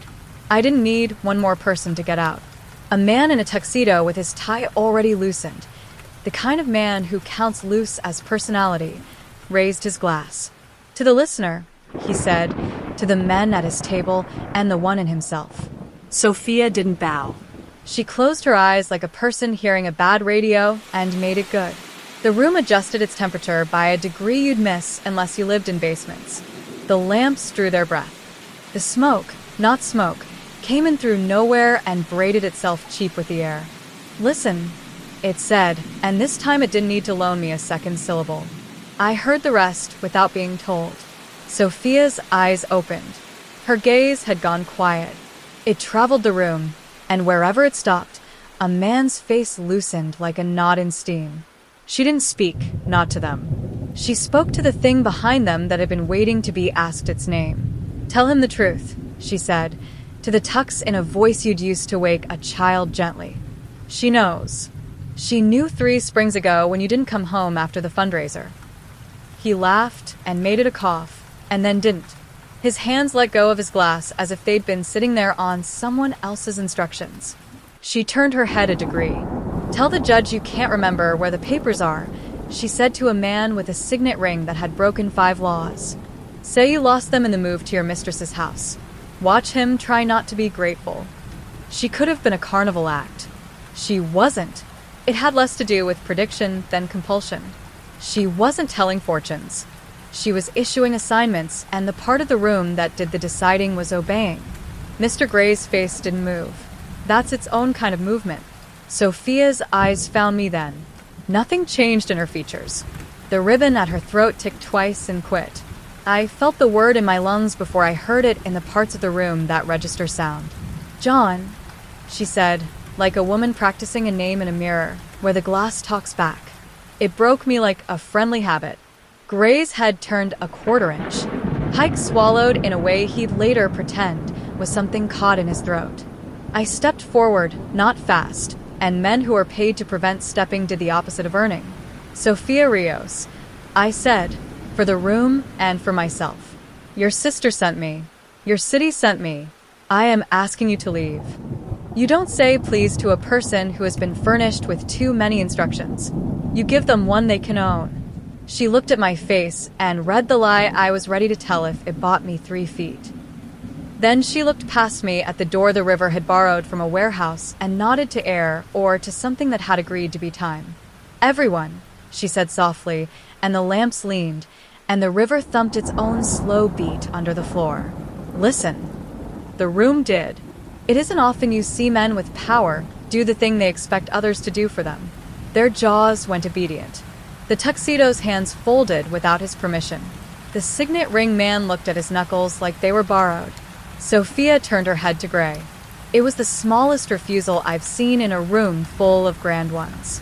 Tell your men to let Mr. Calder take me to the door, she said. You're under contract. Gray said, and you could tell he hated how childish it sounded. Everything is, she said. Come. I had 3 steps and a hope.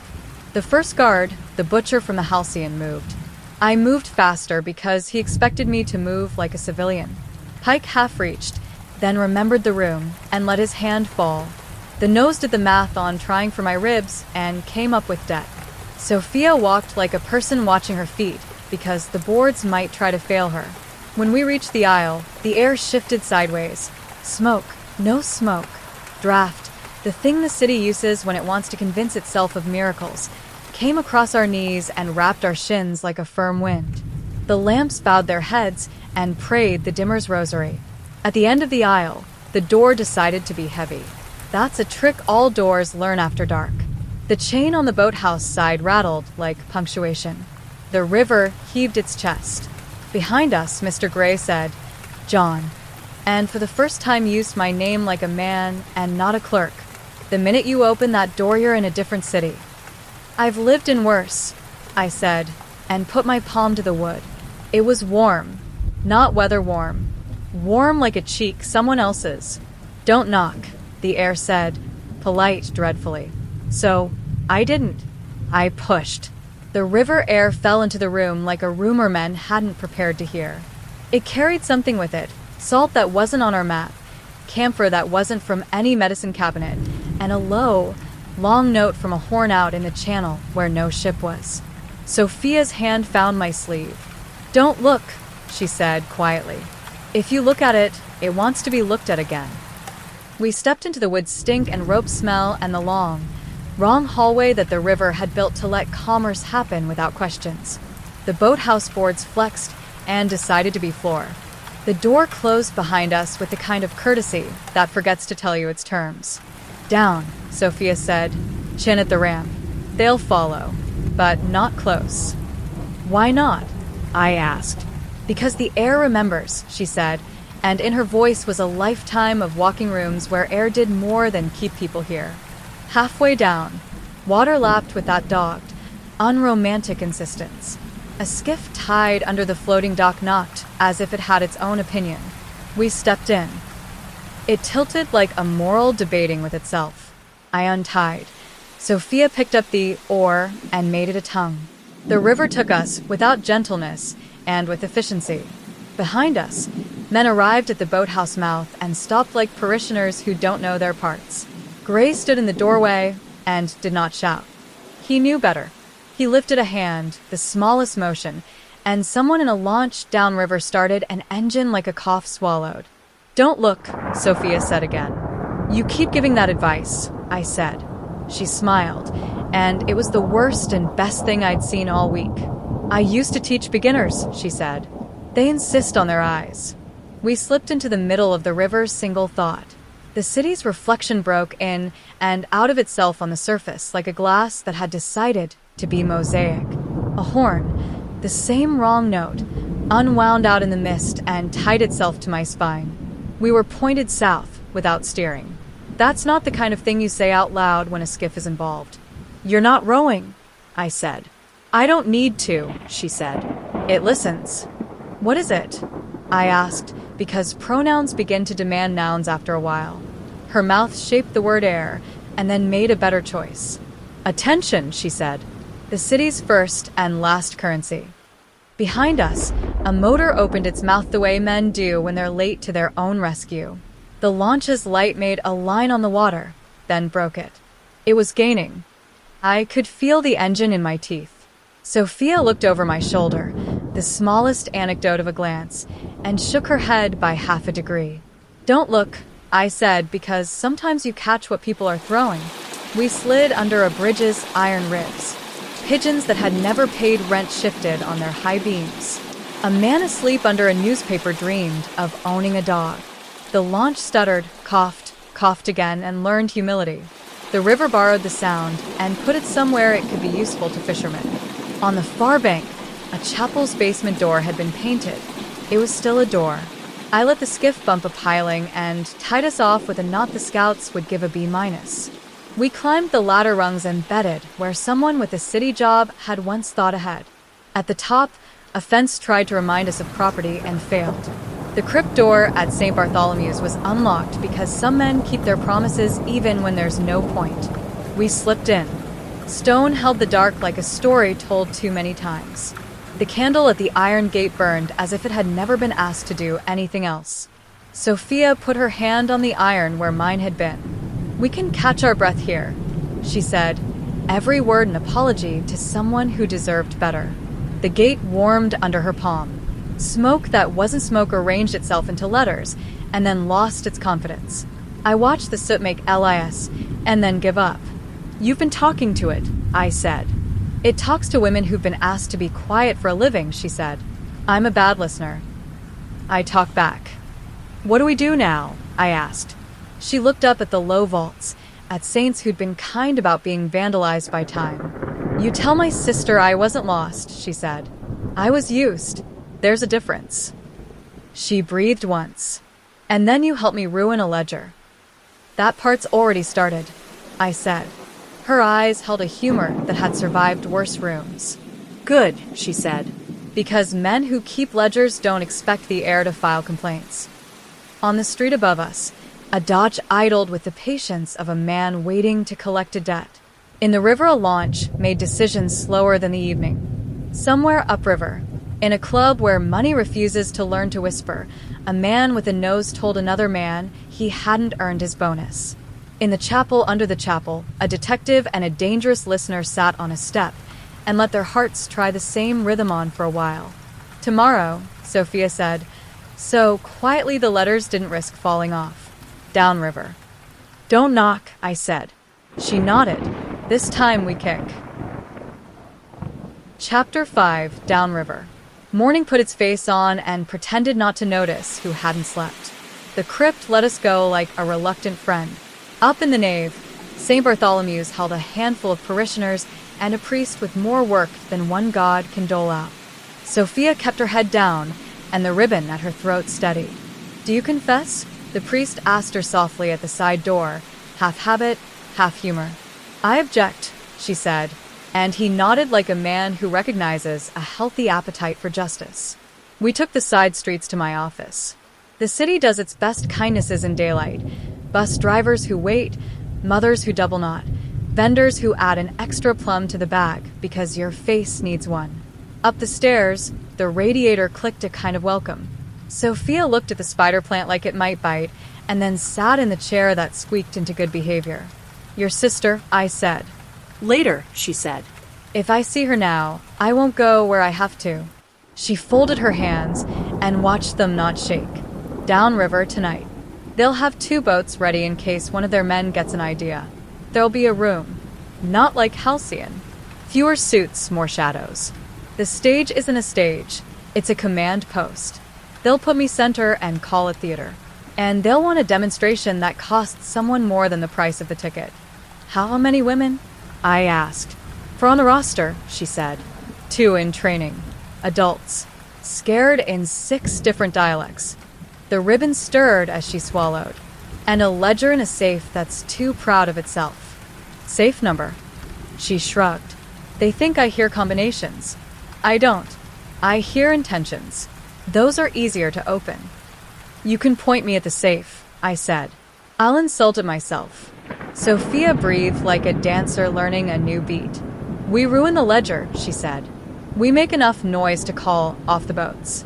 And we leave the door open long enough for anyone ready to run. Noise I can make, I said. Boats, I can slow. The river listens to you. It barely tolerates me. She smiled the kind of smile grief doesn't know how to tax. It tolerates whoever insists. I made my rounds. First stop, Evelyn. I phoned from a hall and told her to meet me on the church steps in 15. When we got there, she looked 10 years older and 5 warmer. She kissed Sophia's face like that could bring blood to the right places faster, and I turned away to give them privacy I hadn't earned. It lasted a minute. You don't linger in the open when some men think doors are just invitations to rewrite endings. You'll move apartments, I told Evelyn when they came up for air. Today, take what you can carry, leave what you can't forgive. Call this number. I wrote Mac, city desk, and a phone on the back of my card. If I don't make it to evening, a story and a ledger will. He'll know what to do. You're sure? Evelyn said, holding Sophia's fingers as if the street might try to arbitration. I'm never sure, I said. But I'm loud. They held each other the way people do, who know they're being counted. When Sophia turned to go, she gave Evelyn the ribbon from her throat. Hold this, she said. If someone asks, say you won it in a card game. Evelyn's mouth wanted to argue. She didn't. She tucked the ribbon into her coat like a contraband promise. At St. Bartholomew's, I gave the priest a roll of negatives in wax paper and the kind of look men give when they're asking for absolution they can't afford. If I don't come back for these, I said, confess them to the newsroom. He slipped the bundle into a hymn book as if God collected evidence. Name's Mr. Calder, he said. Bring me a few more to keep Sophia company. Third, the secretary. We'd agreed on a bad diner 3 blocks off the Halcyon where the coffee was thin and the eggs had ambitions. She arrived with hair pinned into a silhouette that meant secretary in a way a jury would recognize. Today she wore a gray suit and the kind of shoes that didn't mind courtrooms. Topside ledger's been photographed, I said, sliding a carbon copy of an address on a napkin. Downriver safe? Cold storage door, she said, adding her immaculate hand to the map of the docks. You on the casket building. Old river freight. Blue paint peeling like sunburn. 2 basements. The second isn't in the permits. Safe's in an office that thinks its windows are honest. Combination's a hymn. For -3-2-6, they like numbers that climb downward. They think it makes them humble. You leaving? I asked. She shook her head. We don't get to leave. We change desks. She stirred her coffee like it had offended her. I'll open a freight elevator for you. You won't like the smell. What do you call yourself when you go home? I asked. She took a breath like a diver. Tonight? Margot, she said, and smiled like a person who doesn't expect to keep a name long. I bought a reel of flashbulbs and a bottle of ammonia. On the way back to the office, I stopped at a hardware store where the owner called me detective by accident and sold me bolt cutters without asking if I was building a fence or cutting one. I pulled an old magnesium flash from a box that remembered the war and tested the strobe. Light slapped the room and went out polite. Attention, Sophia had said. If the air ran on attention, then light was the loudest voice I owned. We met at dusk in the shadow of a rusted gantry where the river used to inhale cargo by the ton.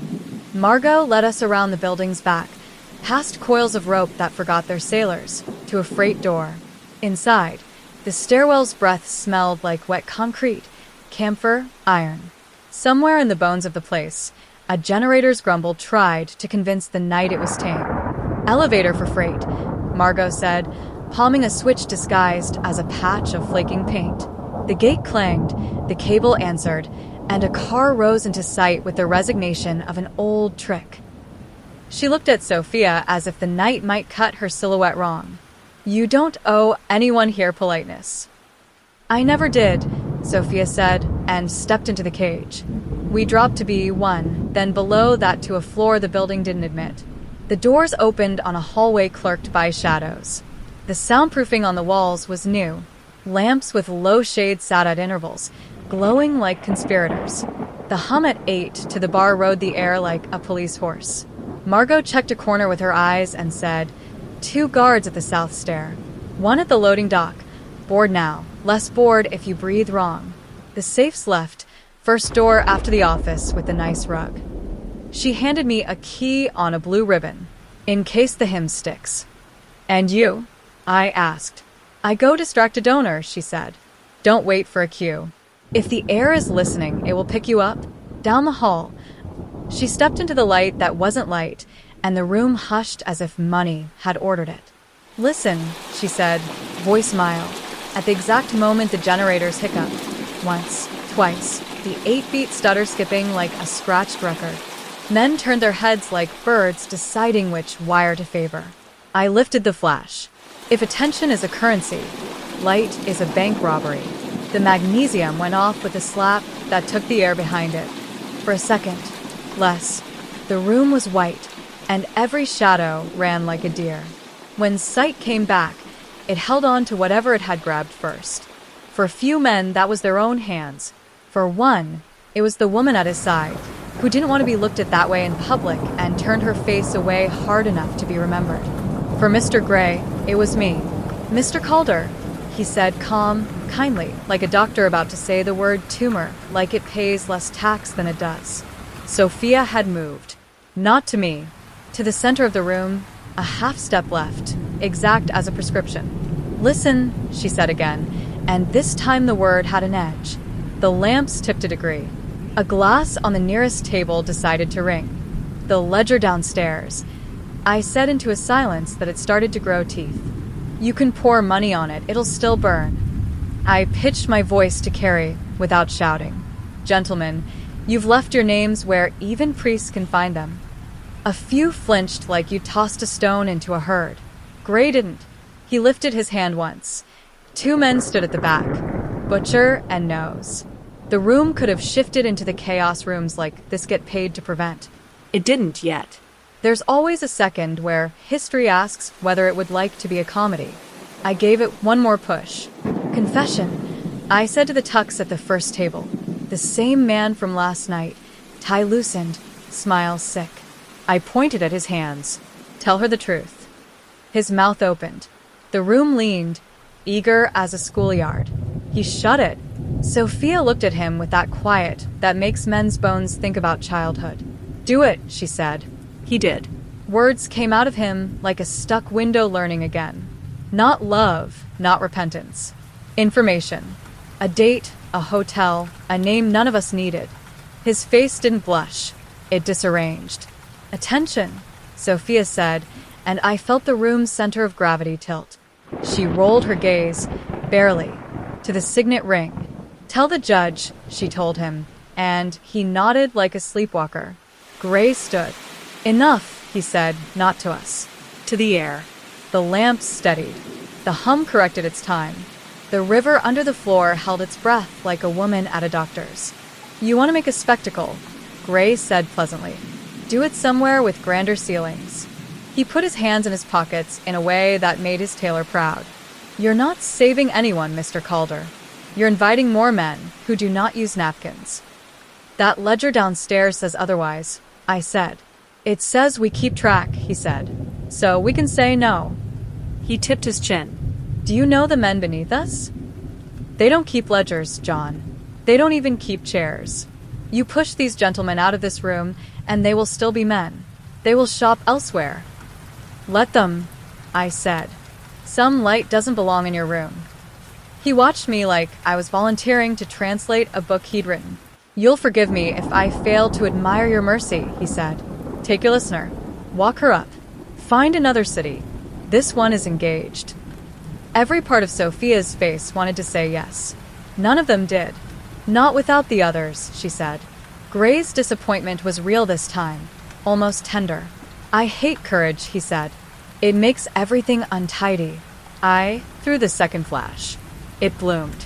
Voices pitched, some high, some broken. In the racket, Margot slipped at my shoulder like a note in a breast pocket. "Doc," she said without moving her mouth. "Now." Sophia went with her. I stepped into the aisle to make a hole where the air didn't want one. Butcher moved. I sidestepped and let him trip on the thing he respects least, someone else's body.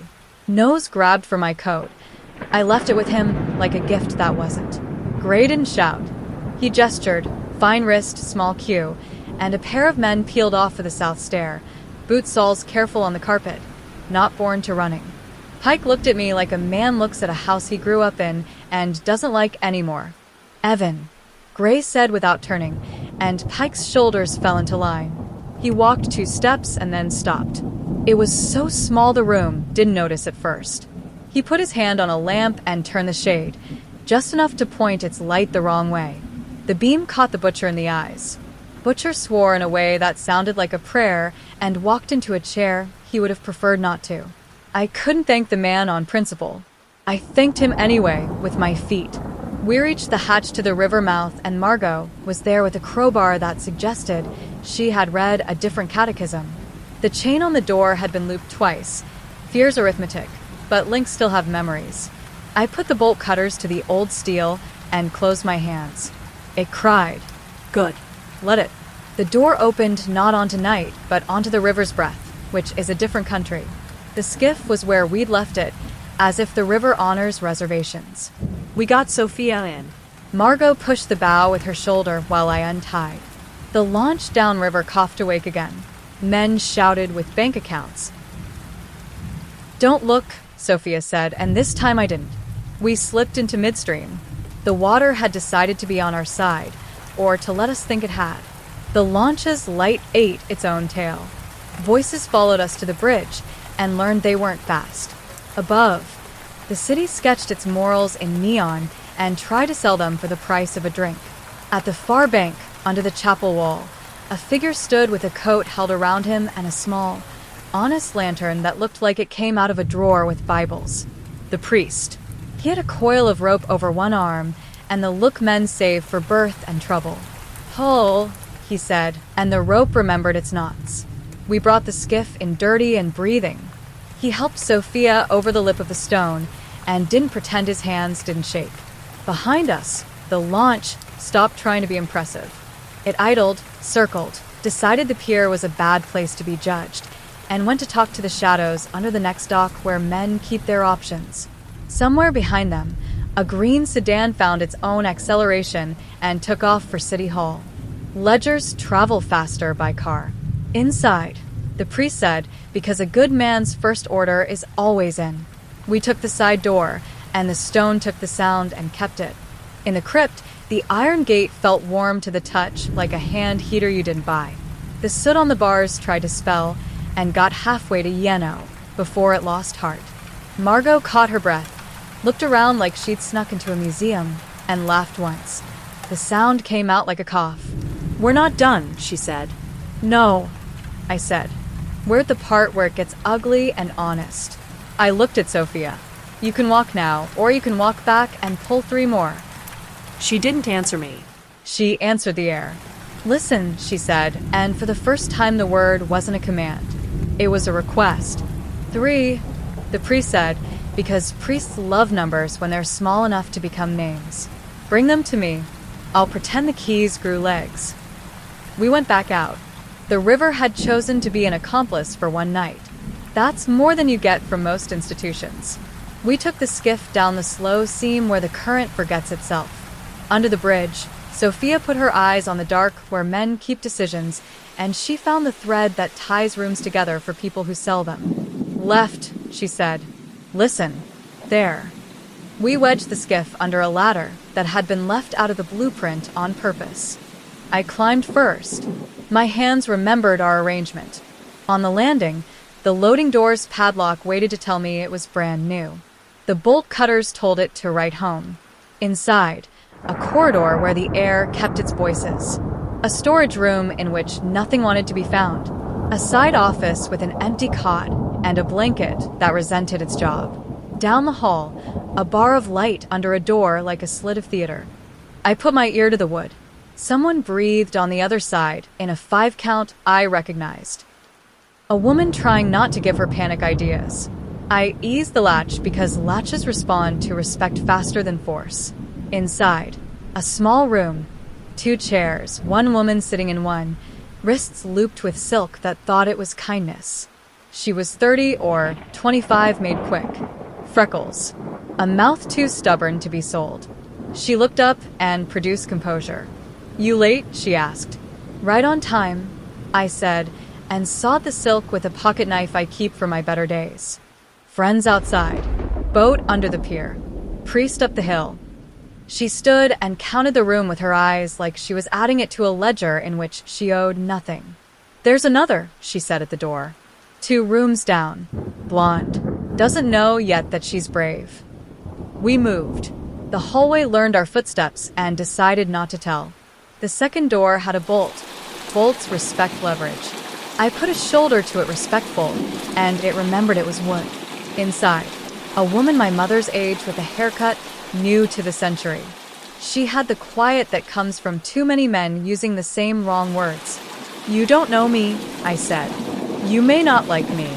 Komenu. She did. You learn to accept what you can carry when the rune's offering escape. We took the ladder in a procession. 1, 2, 3, hands on rung, river on breath. The skiff took weight like a professional.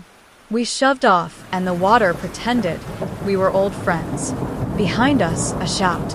Above, men on a landing inventing opinions about the tide. Before us, the chapel with its unconvincing porch light. Twice more. The second run went clean. The third picked up a shadow that had decided to grow wrists. The launch tried to box us, the pilot throwing his will like a man in a book. Sophia didn't look.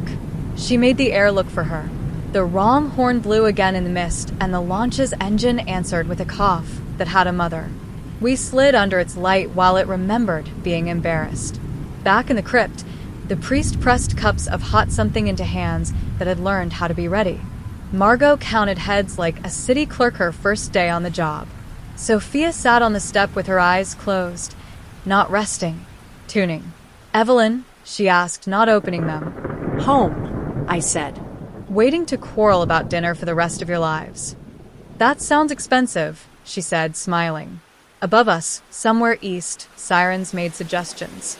West, from downtown, a different kind of howl, the newsrooms, raised its head and shook copies into the street. City clubs named in secret ledger and confession in the dark and worse and better.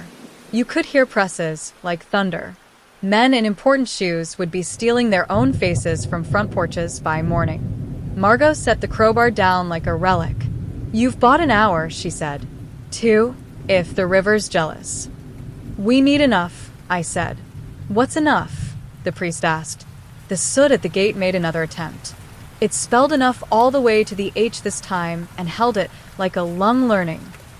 We went back once more because we were stupid and blessed. The room had learned to hate us while we were gone. Gray stood in the aisle like a man guessing where a knife had gone. Pike had disappeared or chosen a corner none of us could afford. Butcher stood where the loading doors met anger. The nose had a hand inside his jacket and a future trying to get out. "This is the last," I told the room at large. "Then you can practice being the kind of men you want written down." Gray looked at Sophia and did something I don't think he'd practiced. He asked. "Stay," he said.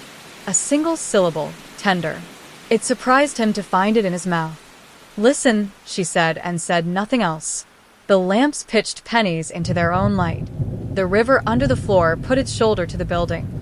Outside, a car spun gravel on the lane by the docks. Tires, door, footfalls, fast, wrong. Pike burst into the room without his smile, hair in a panic's part. He held something wrapped in oilcloth like a baby or a bomb. "Ledger," he said, and dropped it at Gray's feet. "You don't get to keep it. No one does."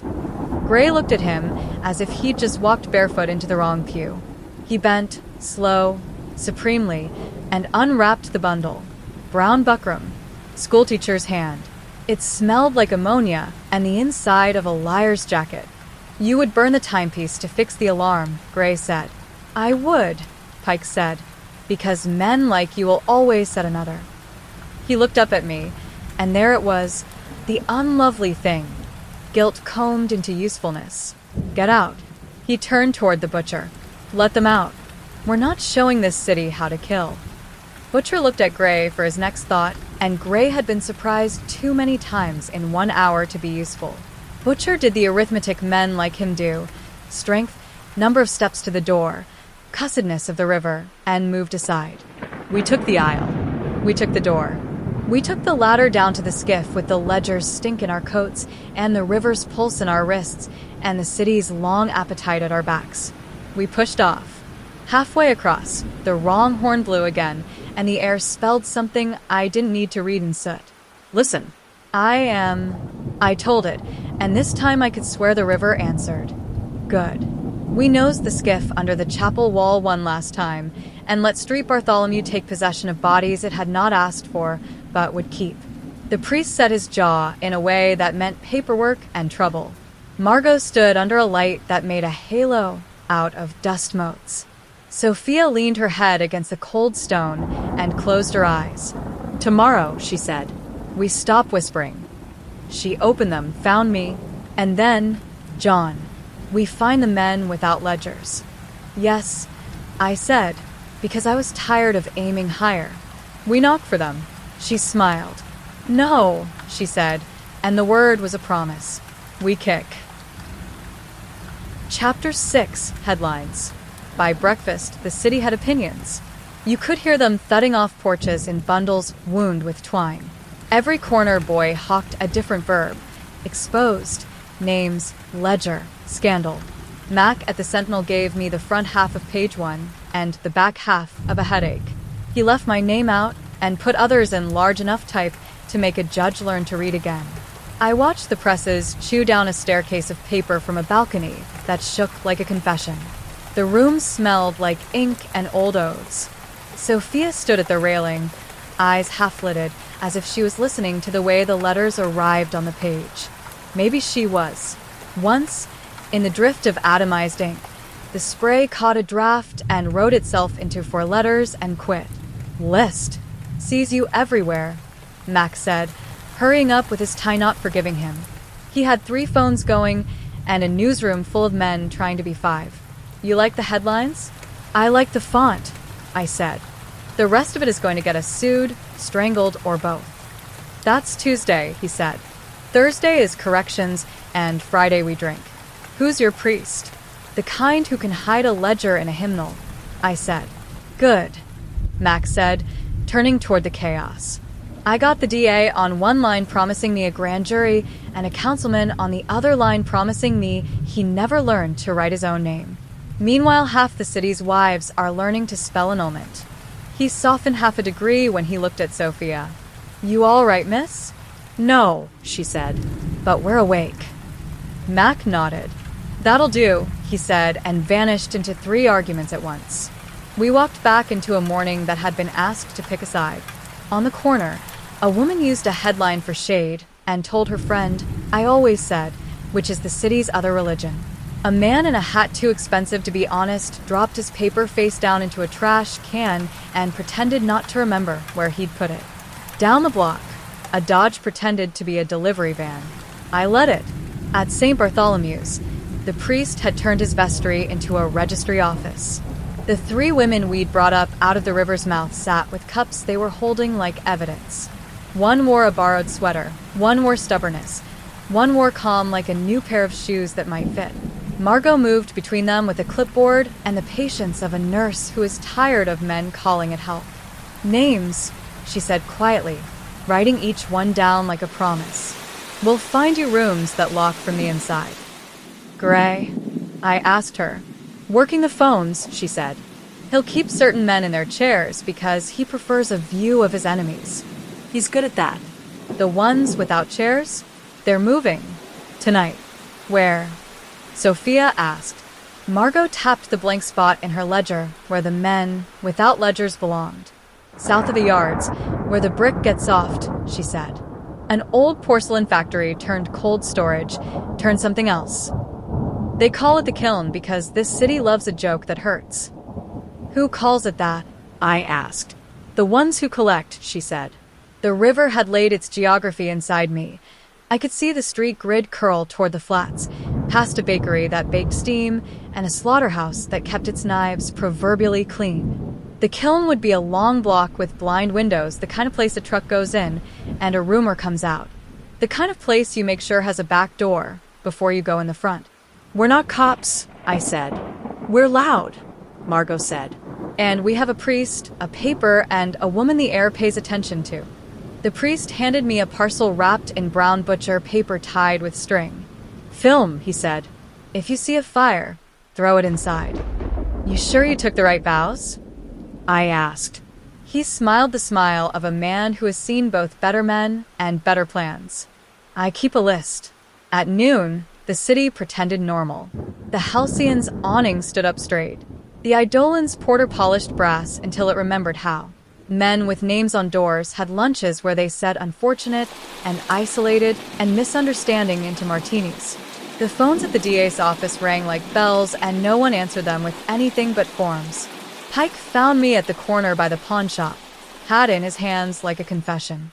He looked worse without his suit's support. The tie made his throat look honest by accident. I burned it, he said by way of greeting.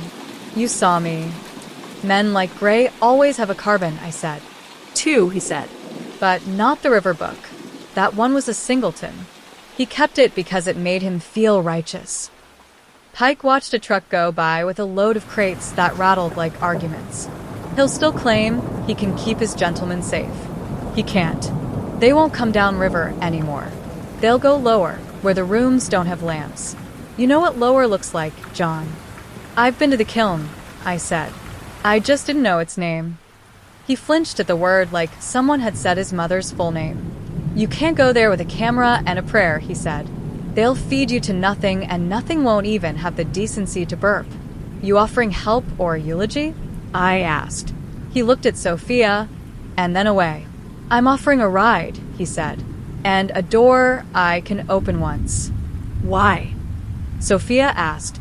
He shrugged a small, broken shrug. Because last night I stood in a room and put a ledger between your life and my boss's appetite, he said. And this morning I woke up and didn't hate my face. I'd like to see that happen twice. We took his car, not the Dodge, which had other loyalties, but a Nash with a squeak in the rear leaf. Pike drove like a man who had spent a decade pretending he wasn't being followed. South toward the yards, where the air tasted like rust and dead, past sheds that kept secrets and men who kept score. The kiln showed itself like a bruise. Long, low brick, windows tarred over, a smokestack that had been repurposed to swear. "Back ramp," Pike said. "There's a bell you don't ring. There's a door you think is the door, and isn't. There's a panel that opens if you breathe on the right splinter." "You'll get us in," I said. "I'll get you to a mistake," he said. "You'll make it count." He parked in the lee of a mound of coal that had forgotten its good name. We went the last stretch on feet. In my pocket, the little magnesium flash made a quiet promise. Sophia walked like a dancer on bad boards, weight spread, making each step a question the floor had to answer. The ramp had oil in its memory. The bell cord hung, without purpose. The door had a big lock that meant almost nothing. Pike put his hand on the jamb and found a knot anyone else would ignore. He pressed. Panel. Gap. Smell. Old porcelain dust. The tang of preservative. Camphor's older cousin and a cold, conversational iron. Inside, a corridor whose walls had been given a skin of felt. The steps soaked their own sound. Rooms opened and shut on either side, some with cots, some with chairs, one with a sink and a mirror that had given up. Pike moved like a man who had learned to make friends with corners. "Here," he whispered, at a door with a waist-high scuff from crates that didn't fit. He placed his palm on the wood and whispered to it like a priest unpacking a relic. It loosened. The space beyond was bigger than the building from the outside had promised. Refrigeration coils ran along the ceiling like iron ivy. The air had weight. At the far end, a rectangle of light. Between us and it, stacks of crates made canyons a man could be lost in without ever having left town. Voices. Not the halcyon's cultivated oboe. A different choir altogether. A man laughing in the register of not funny. A woman asking, not pleading. Shoes on concrete. And under it all, the 8 count, not steady, irregular, as if whatever hummed in buildings was arguing with a different metronome underground. "Don't look," Sophia breathed, although there was nothing yet to see. "Listen." I did. Past the human noise was a sound like breath dragged backwards through gauze. The thing we'd been calling smoke wasn't a plume here. It was a pressure, the feeling of attention pooled into corners like water that had decided togetherness was an element. We moved aisle to aisle, the 3 of us a bad idea with legs. At the second turn, a man with a revolver and an ambitious mustache stepped out of a crease in the crates and raised the gun to the square where my chest tends to be. "Doors closed," he said. Sophia was faster than my hand. "Listen," she said, and it wasn't command. It was invitation. He blinked like a clock slowed an hour. His arm dipped a degree, enough that if I had been the quick-draw kind of detective, I could have made the morning edition for the wrong reason. I didn't. I stepped to him, turned the revolver out of his hand with a motion I had learned in alleys where men practiced telling you what to do, and put the gun in my belt where it couldn't be helpful. "You don't get paid enough," I told him. He considered that, then shrugged and sat down on a crate like he'd been meaning to do that since 1947. At the end of the canyon, the light widened into a room that had pretended to be a loading bay and then admitted it was a theater. No velvet. No lamps. Bare bulbs with cages. A bar of shadow on the wall where something had been and was unbolted.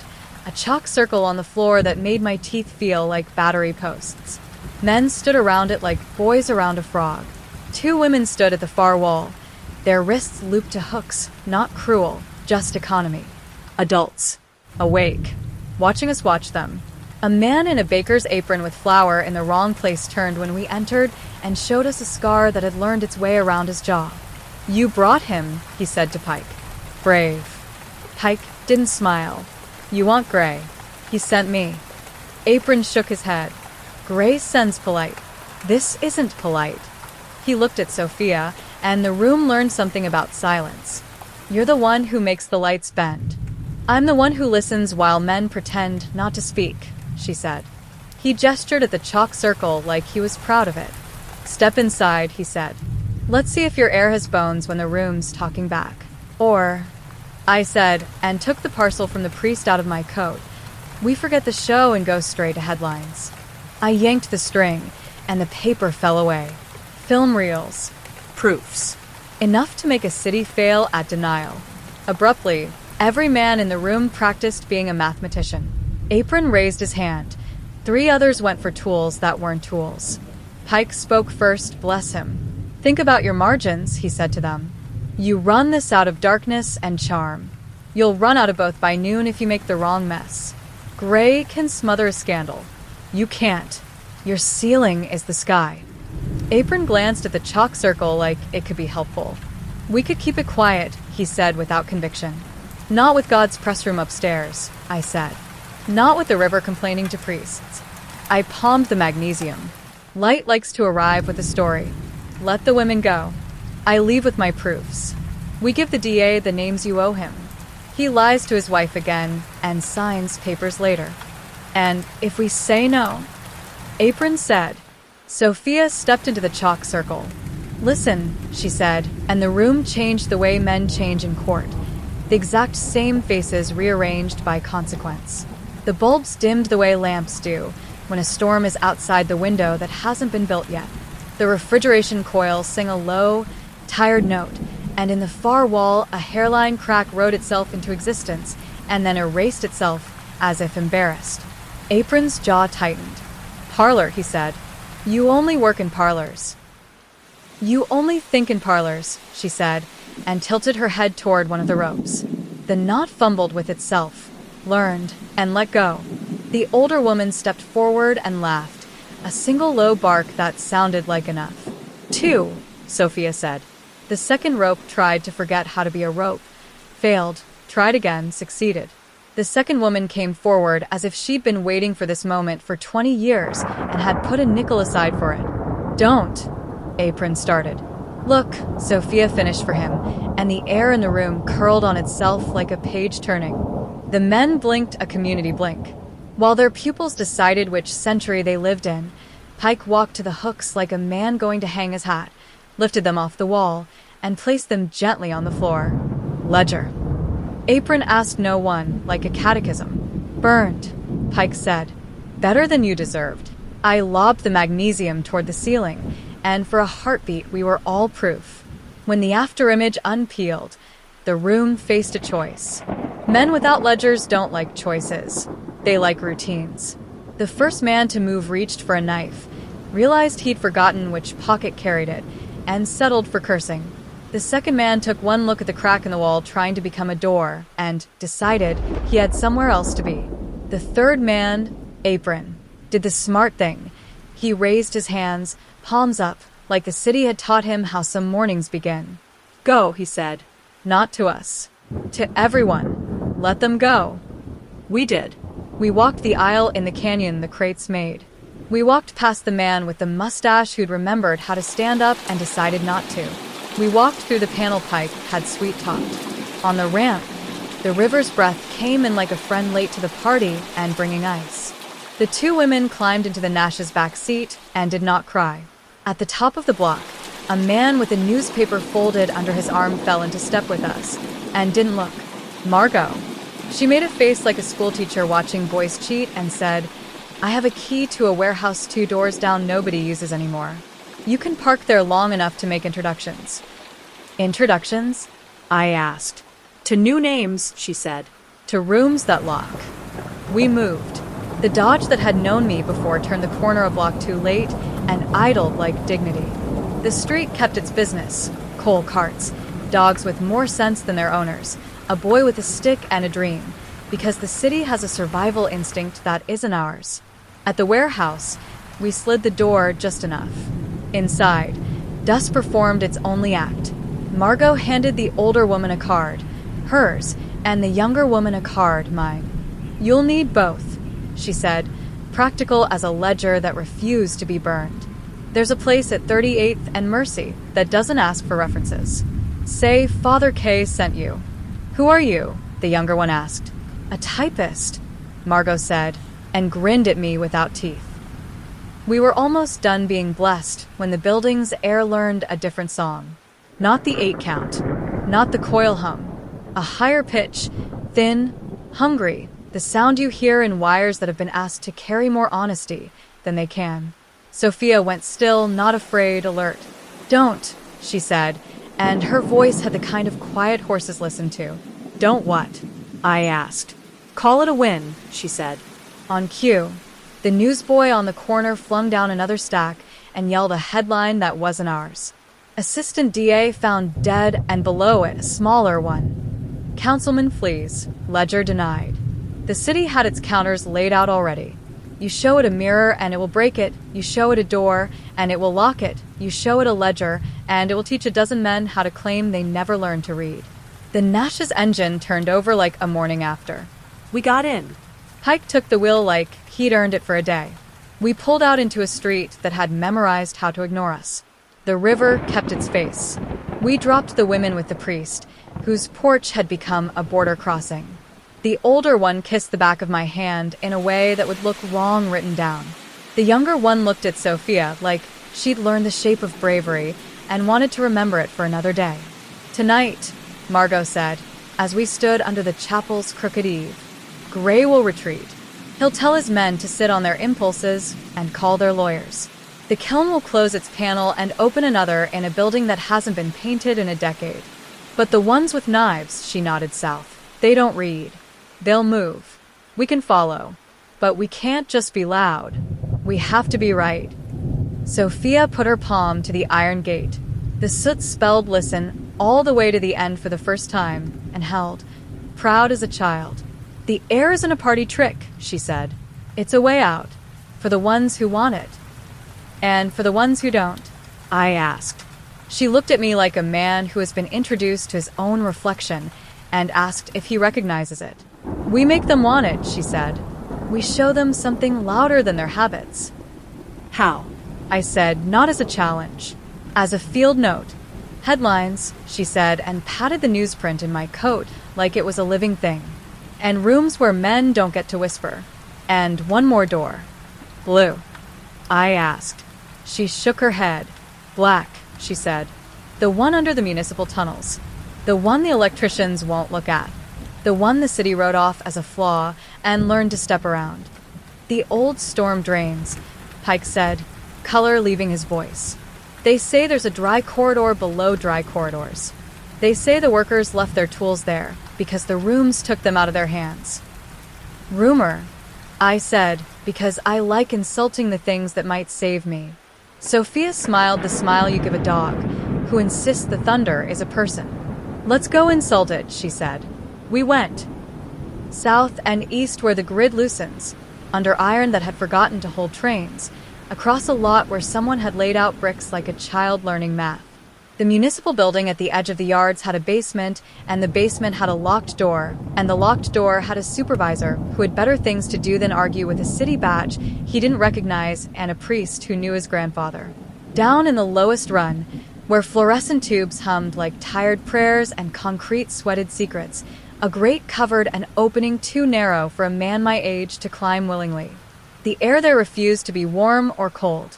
It was attentive. Pike looked at me. This is where I say no, he said.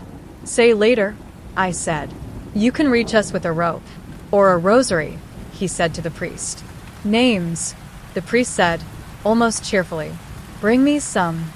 We went single file.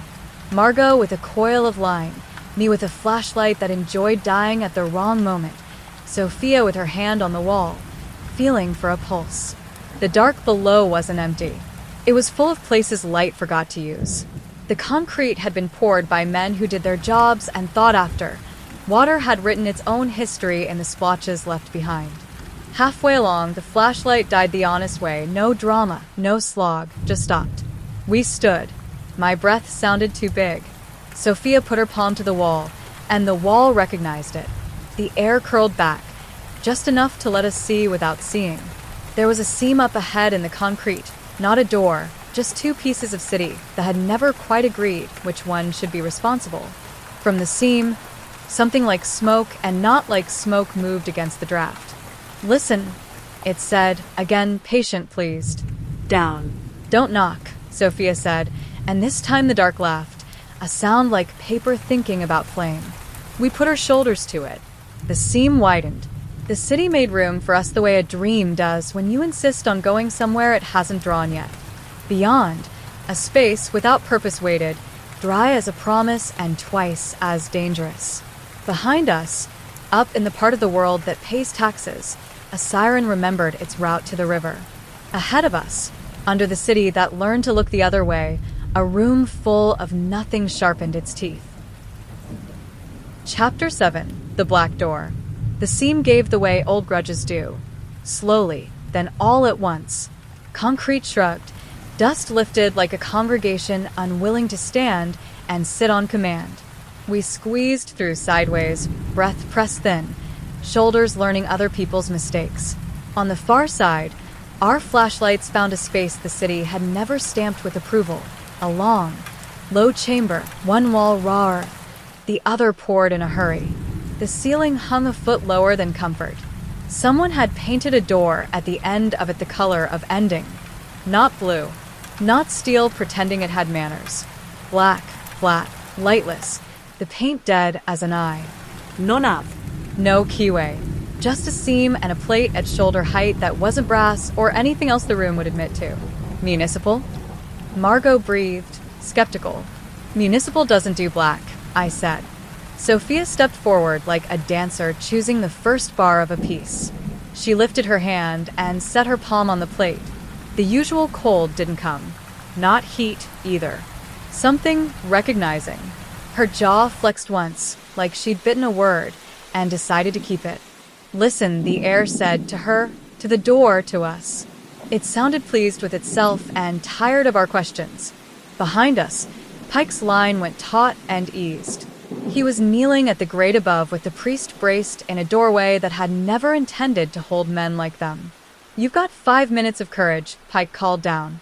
After that, I'm filing a complaint with God. Make it 6, Margot said, and squared her shoulders at a door that didn't admit time. The plate under Sophia's palm settled. The seam loosened the way a good lie does under cross-examination. The door didn't open, it yielded. Beyond it, the dark wasn't empty. It was occupied by a tension pooled so thick the notion of smoke seemed folksy. The room inside had no furniture and too much purpose. On 3 sides, concrete. On the 4th, nothing the city had ever paid for. A wall of black glass or not glass that looked like liquid arrested at the moment of deciding to be mirror. Shapes moved in it and didn't, as if reflection were a language it could do with or without. On the floor, chalk circles that didn't want to be circles, wiped and redrawn by hands that didn't like admitting they were hands. A cluster of crates set at careful distances. 2 iron rings sunk into the slab, not far apart, as if someone had misremembered a circus. No chains, no cords. The economy of fear has its own efficiencies. And people. For men, 2 on their feet and 2 seated with the posture of men, whose work is called supervision when they do it and loitering when you do. No tuxes. No silver. Boots, rolled sleeves, haircuts that don't bother with the part. Knives visible, not waved. Revolver on a crate, not holstered. The one with the apron from the kiln, flour gone gray, glanced up and didn't blink. Beside him, a man whose face I had seen in arrest logs and wedding pages and nowhere you could explain. Square hands, square head. A scar ran from ear to collar, like a decision he'd lost. The men around him called him foreman. I could tell, without being introduced. The name fit the room. Brought your own flashlight, Foreman said, voice like cinder block. Smart. We brought attention, I said. It travels. He ignored me. His gaze moved from Margot to me to Sophia and stopped. The air in the room leaned her direction like iron toward a magnet. His men shifted 2 degrees, not closer, prepared. You're the one who makes the noise quiet, Foreman said to her. I've been curious. I'm the one who asks for the truth out loud, Sophia said. If you don't like the noise it makes, that's on you. He smiled the sort of smile men practice in mirrors after they decided not to blush anymore. This isn't the Halcyon, he said. No lamps to bow, no donors to impress. We don't need parlors. We have rooms. He nodded at the black wall. And we have the mouth. The glass, not glass, trembled in a way liquid does when a bass drum is struck somewhere else. A curl of darkness slid across it like oil learning to spell. The hair on my arms decided to be religious. This was the thing the city had been sketching in mirrors and vents and between floorboards. Here was its face, or the part of it felt like showing us. Listen, it said, human syllable braided with another sound older, not language. Not gray ladies and seances. Not ash and candles. Infrastructure. The old attention of tunnels and drains, of water trained to behave, of breath pooled where no one bothers to spend it. Foreman set his palm on the black while the way men touch car fenders to claim them. It listens when we ask, he said, and answers when we pay. He flicked his eyes at us. Tonight, the price just went down. He lifted 2 fingers. One of the seated men stood, not a thug's hurry, a worker's routine, and reached for a crate lid. Sophia's shoulder brushed mine. Small contact, large instruction. Don't move yet. We're not customers, Margot said, and put her clipboard on a crate because some women bring ledgers to knife fights. We're auditors. You own names. Foreman nodded at the revolver, without picking it up. We owe no one anything, he said, tranquil. That's why this room exists. I looked at the iron rings set into the floor, at the chalk's nervous geometry, at the wall that wanted to be a mirror and preferred to be a throat. Rooms always owe. Doors. Air. They carry whatever men do in them. They ask for witnesses. Foreman considered this, as if he might be bored enough to enjoy philosophy. And you'll be mine? Tonight. He smiled. Pay attention, then. He lifted his hand toward the black wall. The surface buckled without touching him.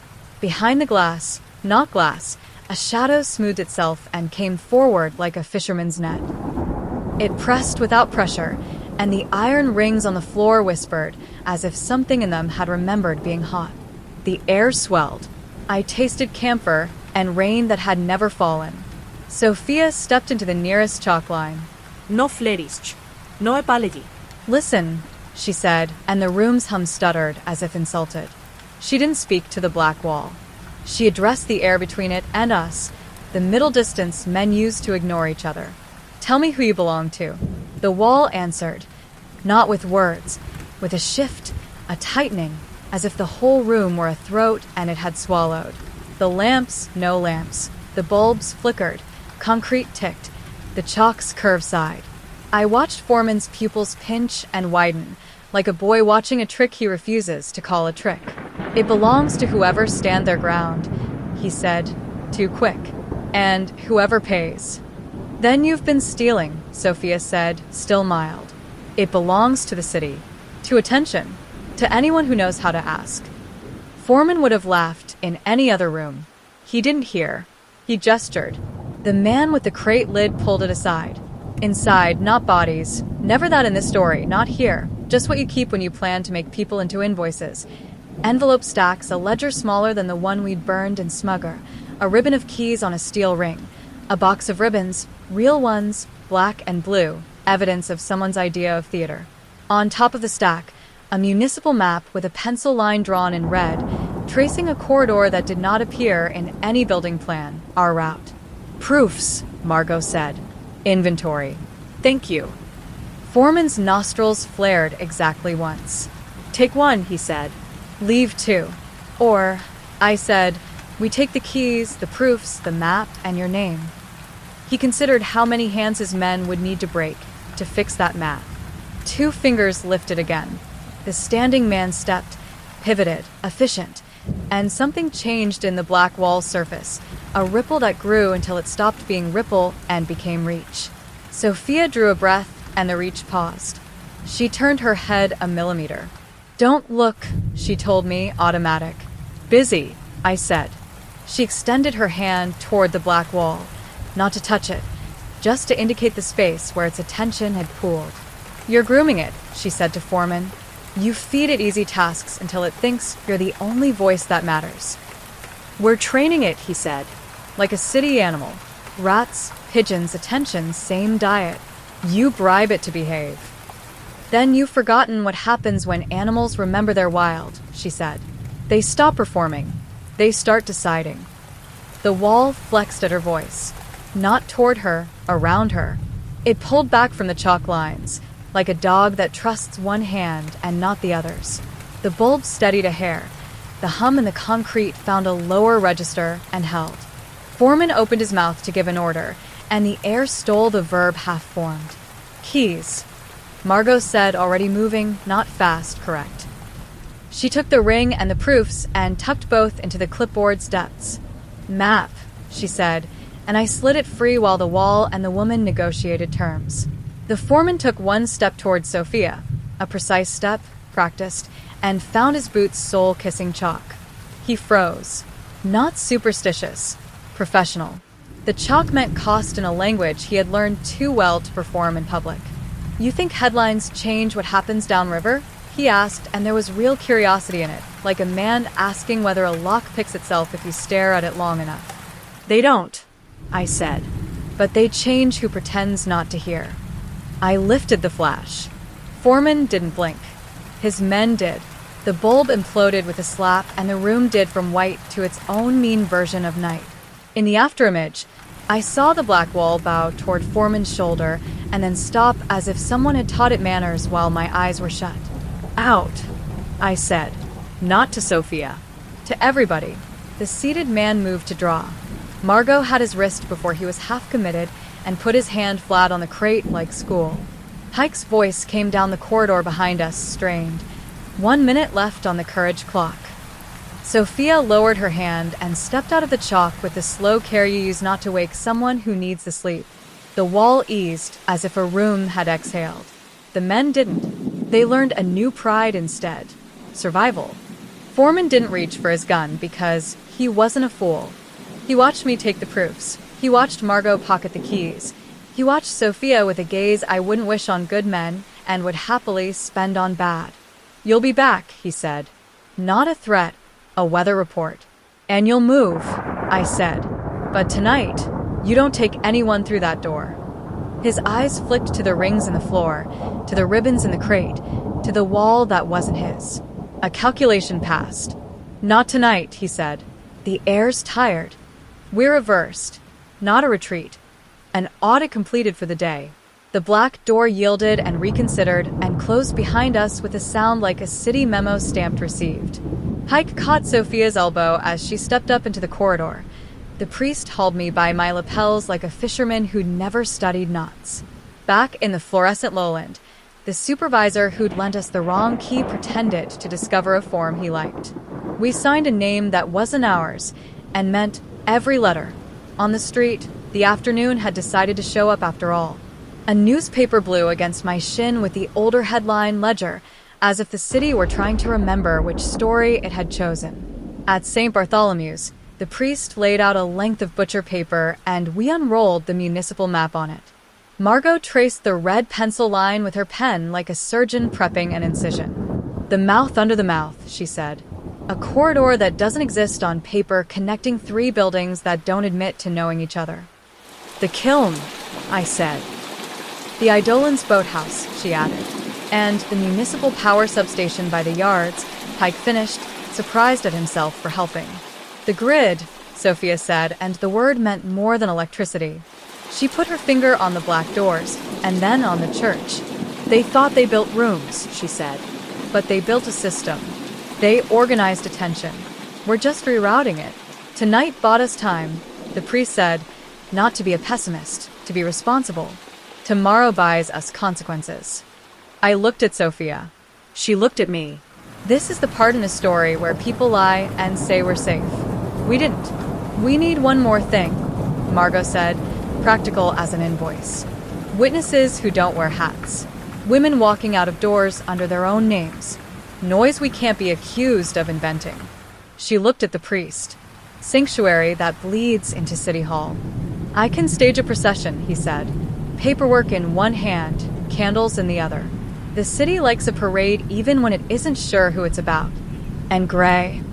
I asked, because the part of me that counts knew he'd not sit forever.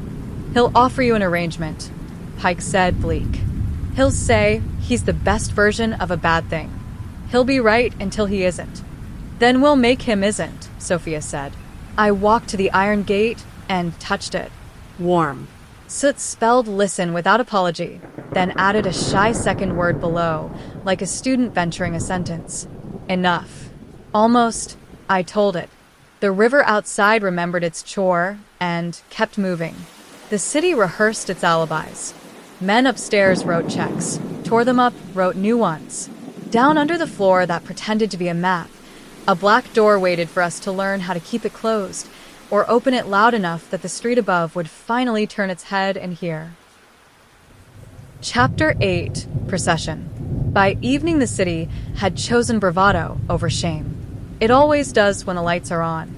The Sentinel extras hit corners wet from a day that couldn't decide whether to boil or drown. Men smoked in doorways like punctuation marks. Women folded their groceries with the economy of people who know how to get through a decade. A streetcar rang its bell like a joke that wanted a better audience. St. Bartholomew's looked older than morning had left it. The priest had produced candles from a closet that had never fed out anything but morning and Advent. Now they made a small, stubborn river of their own down the steps. The 3 women we'd brought up wore borrowed coats and their names written down twice, on Margot's clipboard and in the priest's ledger. Sophia stood beside the iron gate with her palm against the bar, soaking something into her bones like heat. You're sure? I said in the tone you use when the answer has to be no and you want to be surprised. No, she said, and smiled the exact way a person does when they've learned that's not disqualifying. But we're louder than we were. Mac arrived with 2 photographers and the look of a man enjoying being righteous more than he'd admit. He looked at the candles, the coats, the priest, the clipboard, and whistled. Hell of a picture, he said. We aiming for pious or angry?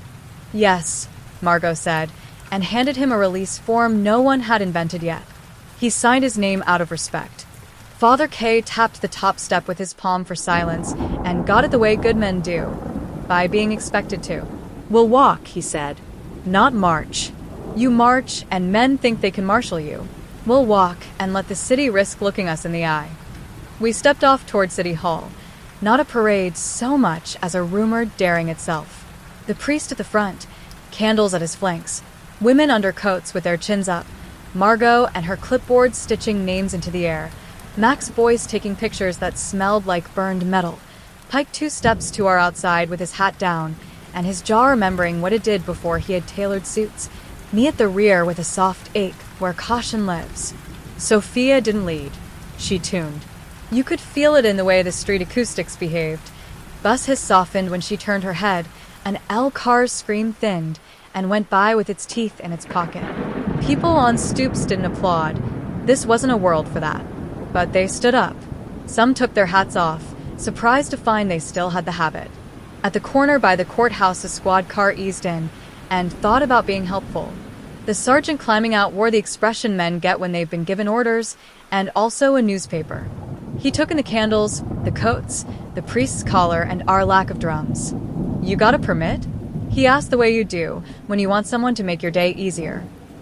We have names, Father K said, and it's a nice trick when you can make 2 words sound like a statute. The sergeant scratched his cheek. He'd been a Catholic once. You can tell by how men stand near candles. Keep to the right, he said finally. No call and response. You start chanting, and you start making me work. We're too tired to chant, Margot said. We'll settle for moving.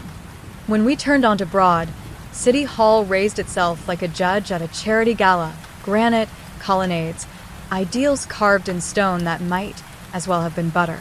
Press had gathered as if it had been tipped off by a small, cheerful god. Men with hats and flashbulbs, women with pencils, and the professional squint of people filing early. On the steps, 3 councilmen had arranged themselves into a tableau that read concerned. Behind them, the DA's second string tried to look unconnected to this morning's headline about the first string's demise. Gray stood at the base of the steps in a charcoal suit that presented as contrition and wore contraband like a boutonniere. No entouraje. Smart. He looked at me the way you look at an elevator, calculating capacity. He stepped forward and made City Hall his parlor. Mr. Calder, he said pleasantly, you've brought the church to the courthouse. Is this ecumenical or theatrical? Accounting, I said. We brought a ledger this place forgot to keep. He tipped his head like a man hearing a foreigner almost get the vowels right. I do admire a census. It makes appetite legible. But do you know where your procession ends? I don't mean geography. I mean jurisdiction. It ends in a committee room with a bad clock. It ends in investigations that apprentice themselves to boredom. Which is to say, it ends. Sophia stepped between us, not as a wall, as a microphone. Listen, she said, and she didn't need the lamps. She had steps and stone and the public. The word rolled up the facade and tucked itself into architraves and came back down with company. The people on the lawn went still in that democratically awkward way crowds go still when something bigger than them calls the tune. You'll get your hearings, she said to the steps, to the granite, to the men in coats who pay stenographers, and we'll bring women you forgot to count. You'll read their names into minutes. You'll enter their statements into files you say you lose and somehow don't. But before you do all that, you'll say the thing out loud you save for rooms where you think our ears can't go. She turned her face to the crowd like a music stand.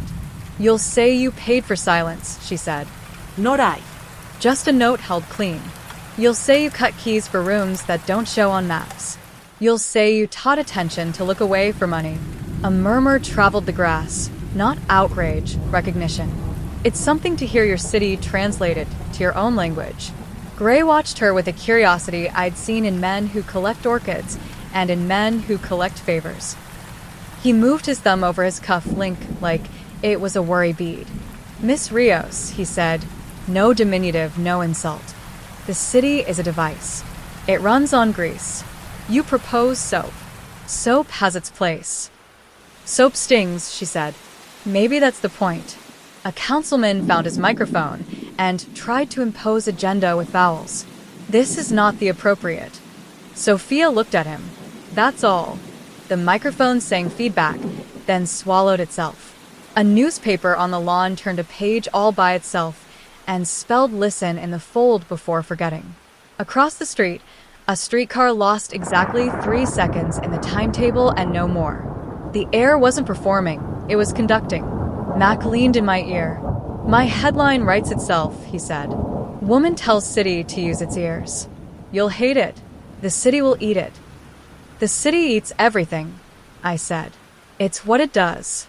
Gray put his palms together like a man centering himself before a lie he liked. Arrangement, he said to me, dropping his voice in the onstage way that makes the audience think it's been admitted to a secret. I'll shut the rooms. Not the lobbies, the rooms. I'll cut the ropes, dismiss the men who think knives are verbs. You stop walking into basements. You stop taking candles into tunnels. You give me a week of quiet. You want to be the best version of a bad habit? I said. It's called governance, he said. We'll never be saints, John, but I can keep the devils upstairs in shoes. And the ones without shoes? Margot asked, having arrived beside us soundlessly the way women do who have spent years being treated as furniture. Who keeps them? Gray's look flicked to her, acknowledging a player he'd misassigned. Rooms like the kiln are accidents, he said. They happen when we don't keep score. Let me keep score. The black door isn't an accident, Sophia said. It's a decision. Gray flinched. Small. But it was there. You've been under the floor, he said. Some of us live there, she said. The councilman tried again. We appreciate the church's, interest. This is a matter for the river, Father K said, and turned to the crowd with the steadiness of a man who has announced deaths and births and knows how both land. We're going to walk inside and fill out forms. We are going to adjust a city's posture an inch. Meanwhile, there are doors under your feet you do not know how to close. So listen to the ones who can ask them to behave. He nodded to Sophia. She didn't bow. She isn't a saint. She put one hand on the banister and the other on the air, and the steps shivered once, almost imperceptibly, as if granite remembered being river stone. People saw it. You could tell by the way the hush changed flavor from skepticism to appetite. The kiln is closed tonight, I said, because there are moments when you have to drop a match to see where the gas is. We took women out. They're at the church. Their names are written down in 2 ledgers and 1 newsroom. There are keys on a ring the city thought didn't exist anymore. There's a map in the priest's pocket. You can pretend you did this yourselves if it helps. Margot produced her clipboard like a sacrament. We're not going to pretend, she said. We're going to subpoena ourselves. Sign here. To Mac, to the photographers, to a woman from the radio who had been halfway through lighting a cigarette, and if anyone revises the minutes later, we'll compare autographs. Gray's mouth tightened into admiration because he can't help it when he sees competence. You're building a new room, he said to us. One where I don't have the furniture. Where no one does, Sophia said. Lights flickered. Not theater this time.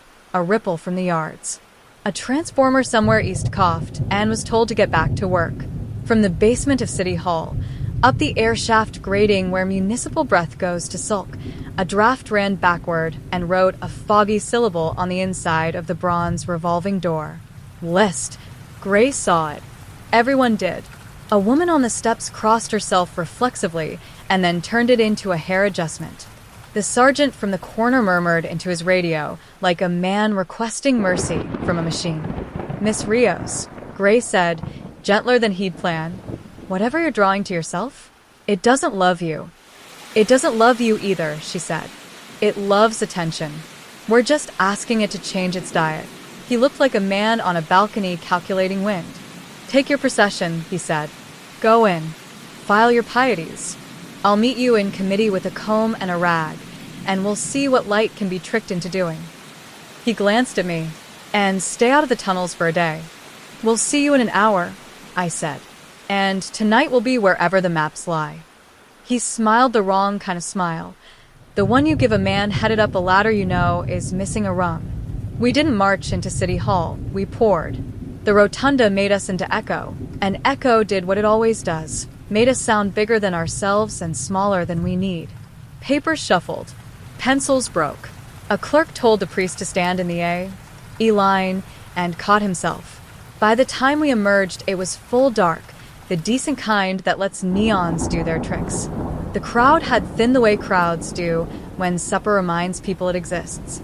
The candles had guttered down to brave little wicks. Sophia looked tired and full of aim. Margot's handwriting had gone from neat to surgical and back.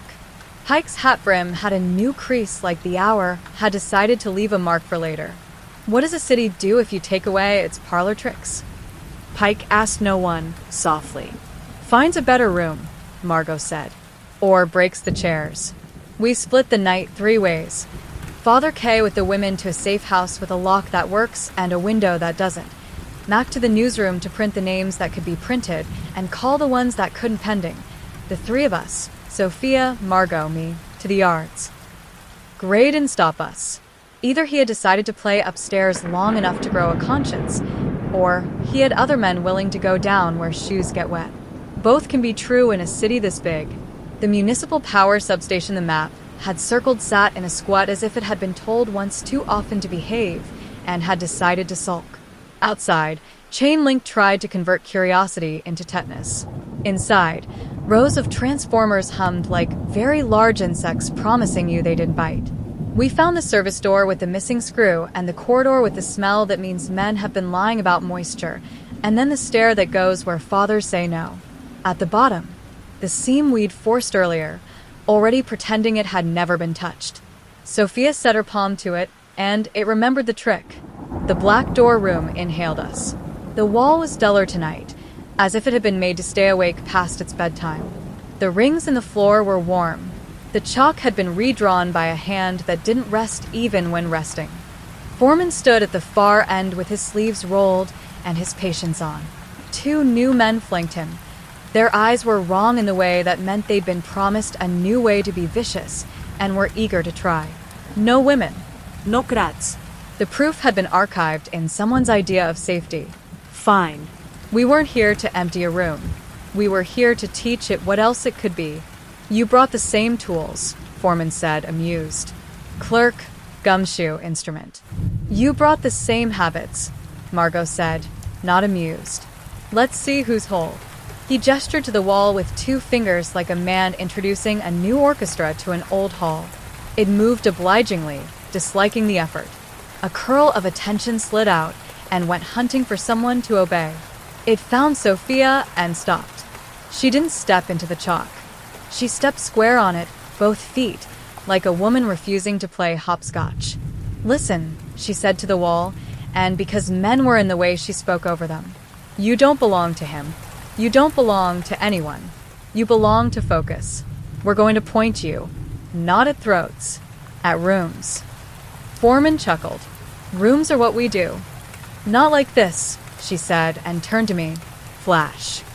I hit the magnesium. The room turned white, and then honest. In the new formed afterimage, Sophia's shadow wasn't where it should be. It was on the wall, not cast by it, attached. A woman-shaped absence in the black that the black didn't like. The wall rippled, recoiled, then leaned, toward her shadow, not away. "Again," she said. I fired the second and last bolt. The wall's surface climbed her silhouette like ivy. It was ugly, like watching a dog recognize itself in a mirror and hate it. Foreman swore in a language that had learned its verbs in yards and took one committed step. Margot got between him and a decision with nothing but a clipboard and the authority of women who have written men's names down for years while those men forgot theirs. It worked. He stopped because the chalk meant cost, and he was not a fool. "Listen," Sophia said one last time, and the word went into the wall like a tool into a slot. The black went still. Not asleep, ready, waiting for the next instruction. "Now," she said, not to it, to the city through it. Up. What happens next is going to sound like mysticism when you tell it, which is why men with committees will hate it. It wasn't. It was infrastructure, getting ideas. The hum in the concrete shifted. Transformers a quarter-mile east took a breath off time. The L above Broad slowed for exactly a heartbeat at the corner of a station it never stops at. Street lamps along Mercy did a little nod, like old men greeting each other on stoops. Every mirror in the halcyon clouded and wrote "listen" in a hand that took itself too seriously, and then, under it, a second word like a student hiding pride. "Witness." In the black room, the wall stayed still, a well with its chain thrown aside. Foreman looked at it and saw his overtime evaporate. He also saw something else, his utility. "You just taught the city to eavesdrop," he said, oddly calm. "You think it won't learn to speak on its own?" "Yes," Sophia said. "That's what it's for." "Rooms are for control," he said. "They're for gathering," she said. "We decide which." I heard bootsteps behind us. Very good ones. The butcher. The nose. Gray. He didn't bother with the suit. He wore a dark coat that looked like it had taught other coats manners and a tie that had never met a stain. He took in the wall, the chalk, the rings, the way the air held itself, and the way Foreman held himself. He did his math fast. "I told you to stay out a day," he said. "You should have asked the river," I said. He smiled, tired. "It never returns my calls." He stepped past us to the chalk line and stopped. He's not superstitious. He just hates bad luck. "What did you do?" "Pointed it up," Sophia said. "Gave the city a way to listen to itself." Gray rubbed his jaw. Once. "And after the hearing," he asked. "After the column? After the parade?" He looked at the wall the way you look at a sleeping dog. You might have to step over. "Do you know how to shut it off?" Sophia didn't say no. She didn't say yes. She said, "We know how to ask." From under our feet. Deeper than the black door room. Deeper than civic guilt. A low, pleased note rolled through the slab. The rings in the floor warmed my soles. Far uptown, a woman at a switchboard took her headset away and cried without knowing why. Downriver, at the kiln, a chalk circle refused to be redrawn. The city had heard itself name a thing. Foreman sighed, as if someone had taken away his favorite game and left him with a board and no pieces. "I'll be unemployed by morning," he said. "You'll be busy," Margot said. "In public." Gray looked at him, then at us, and then at the wall. A strange expression crossed his face. Envy's older, better cousin. Relief. "All right," he said. "We try it your way. We keep the rooms upstairs with lights. We cut the ropes. We keep the doors where police can pretend they know how to knock." He glanced at Foreman. "And you get to learn paperwork." Foreman grimaced like a man told to chew slowly. I hate pens, he said. They hate you, too, Margot said. It's a start. We backed out of the black door room. The seam learned to be a seam again. In the substation, the hum found a key someone could live with. On the stairs, my knees made their speeches about my profession and were overruled. Above ground, the city had chosen darkness carefully. No blackout, just a dimmer evening, quieter. Headlights looked honest. The river looked like it had kept a promise. Back at the church, the women slept the way you sleep when your body has been told later too long and finally believes it. Father K's ledger had 3 new names and 3 new addresses. Mac had shipped the last extra he could without printing money. Pike sat on the steps with his hat open at his side like a collection plate for regret. Will it hold? He asked. No, I said. It will need tending. He nodded like a man learning the schedule for a job he didn't ask for and isn't going to turn down. I can make phone calls people answer, he said. It's a vile talent. Might as well pay rent with it. Margot rolled her shoulders, tired in a way that still looked like victory. Tomorrow, she said, with professional dread, the city will say we scared decent men. Tomorrow will be called hysterics and communists and amateurs. Tomorrow, Sophia said, palm on iron.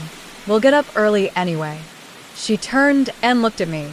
Something eased in the set of her mouth, not gratitude. We're too mean a species for that to be our baseline. Something like acknowledgement between professionals who have learned to survive rooms other people think are myths.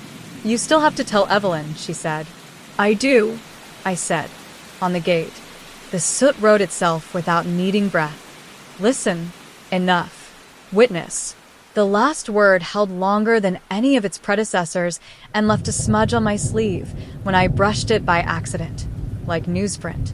I decided to take it home. Chapter 9, Fault Lines. Morning put a shine on nothing that mattered. The papers were split down the middle like a marital bed. Reformers' stage procession on one side, hysteria on the steps on the other. The radio could not decide if the sound from City Hall had been feedback or fate and resorted to weather. Weather said rain would forget us by noon.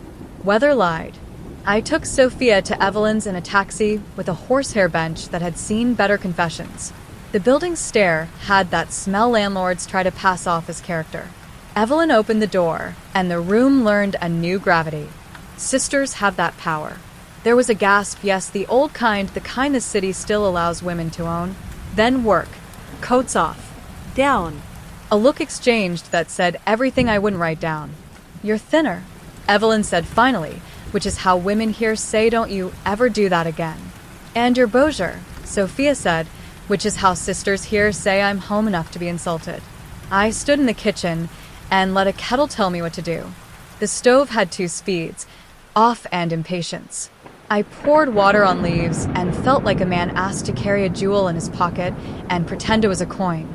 You owe me, Evelyn said over her cup. Not to me. I owe the river, Sophia said, and the women with names on Margot's clipboard. And you owe sleep, Evelyn added. If the city will let you. Sophia smiled like a truce signed between organs.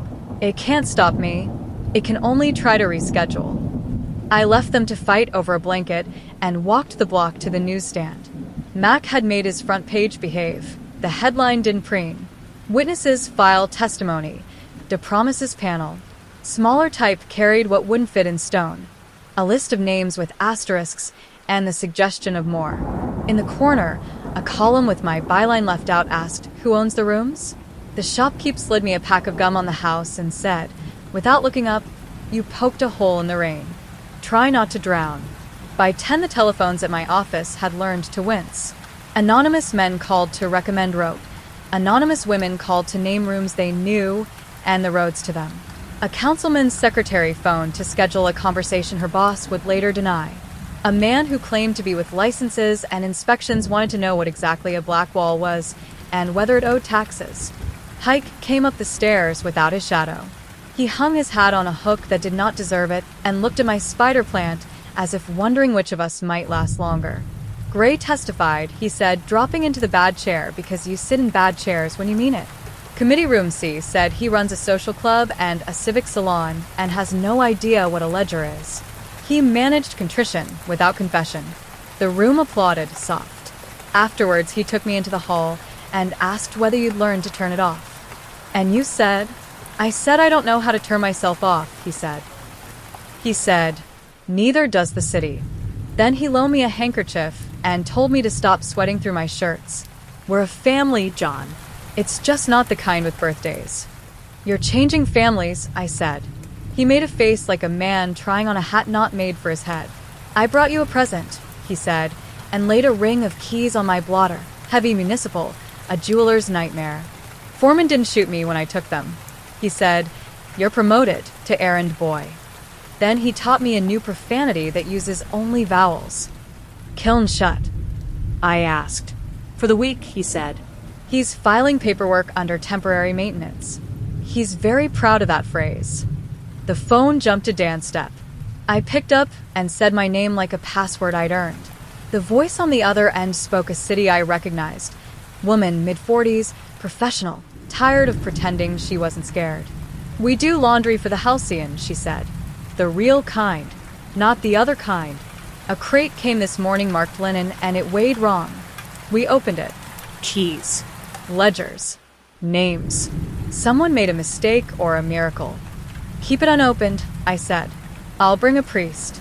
We'll call it charity. You'll bring a camera, she said, practical. We're not saints here. Neither am I said, and called the priest. We made a small parish out of a back room in a laundry that smelled like Steam's private life. Father K blessed nothing and looked at everything. Margot inventoried like a woman auditioning for a job in a better world. The crate held copies of copies and one original, a roster that belonged to rooms beneath rooms. The men without chairs, the ones with knives for verbs. A column labeled courier held no initials. It held street corners and whistles. Shift changes, Margot said, tapping the margins. 2 o'clock, 6 midnight. Tonight they move stock. Sophia? I asked. At her sister's, Margot said, sleeping like the city finally decided to stop watching her for 5 minutes. She licked her thumb, turned a page, made a small sound that men mistake for satisfaction and should learn to fear. Here, she said, laying a finger on a line. South Tunnel. Black door. 2 to be processed. Rain began again at exactly the moment the radio said it wouldn't. The city leaned into it, as into an old chore. We met at the church at twilight. Me, Margot, Pike with his lapel flower in his pocket like contraband, the priest with a flashlight he'd borrowed from a man who builds boats, and 10 minutes late, Sophia, hair damp, eyes clear. Evelyn came to the door and did that thing where you put one hand on a person's sleeve and transfer weather. You come back with him, Evelyn said to me, which is how women here tell you their patience has plenty left and none to waste. If the city allows, I said. The city is a suggestion, she said, and shut the door like a promise. We took the municipal route. The substation that had learned our names, the stair that wanted to be refused. The seam that held, and then sighed like an old man letting you sit. The black door gave. The room beyond smelled less like camphor and more like rain carried in a pocket. No crats.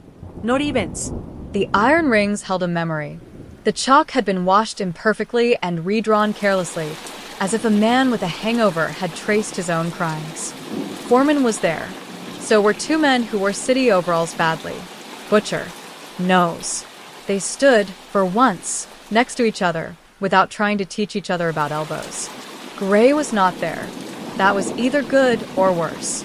You're early, Foreman said. I appreciate promptness. I hate surprises. Then don't write your schedules down, Margot said, producing the laundry ledger with its municipal leisure of detail. 2 to be processed. Cancel your afternoon. He took in the book with a glance, and something like humor crossed his face. We do love a list, he said, not defending, just recognizing an old thief in a new hat. Where are they? Sophia asked. Foreman tilted his head toward the wall, without turning his eyes from her. If I say nowhere, you'll make me point. Point anyway, she said. He pointed a small move. The wall shaped a darker seam a foot to the right of center and held it, like a mouth clenching. The hum in the slab under our feet climbed a degree. The air moved across my face in a way that made my teeth want to make decisions. "Don't look," Sophia said to me. Not because it would hurt, because it would slow me down. We didn't have stagecraft. We had a priest and a typist and a detective and a man who used to be furniture and wanted a better job. That would do. Margot opened her clipboard like a psalter and began to read names of women we'd brought up, of men who had signed receipts, of corners and whistles, and the wrong kind of doors. Father K put his palm on the iron ring and spoke in the voice of a man reading bands. Pike stood at the chalk and did that civic trick of talking to men with knives as if they were club members behind on dues.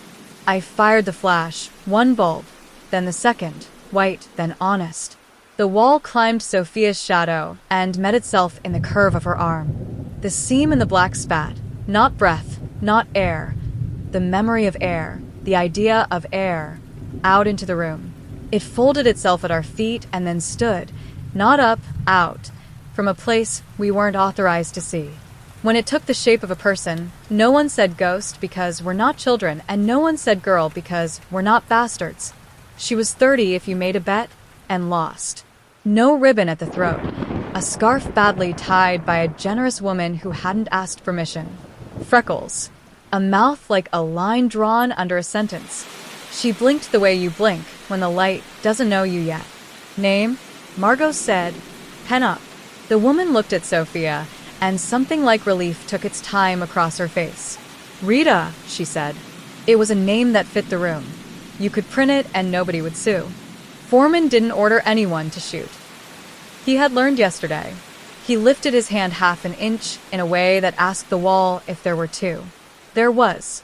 A second seam opened, and a second shape learned how to be less idea. Older. A teacher's dress. A hairpin failing. She arrived with a look that said you're late, and thank you at once. "You don't get to keep them," I told the room.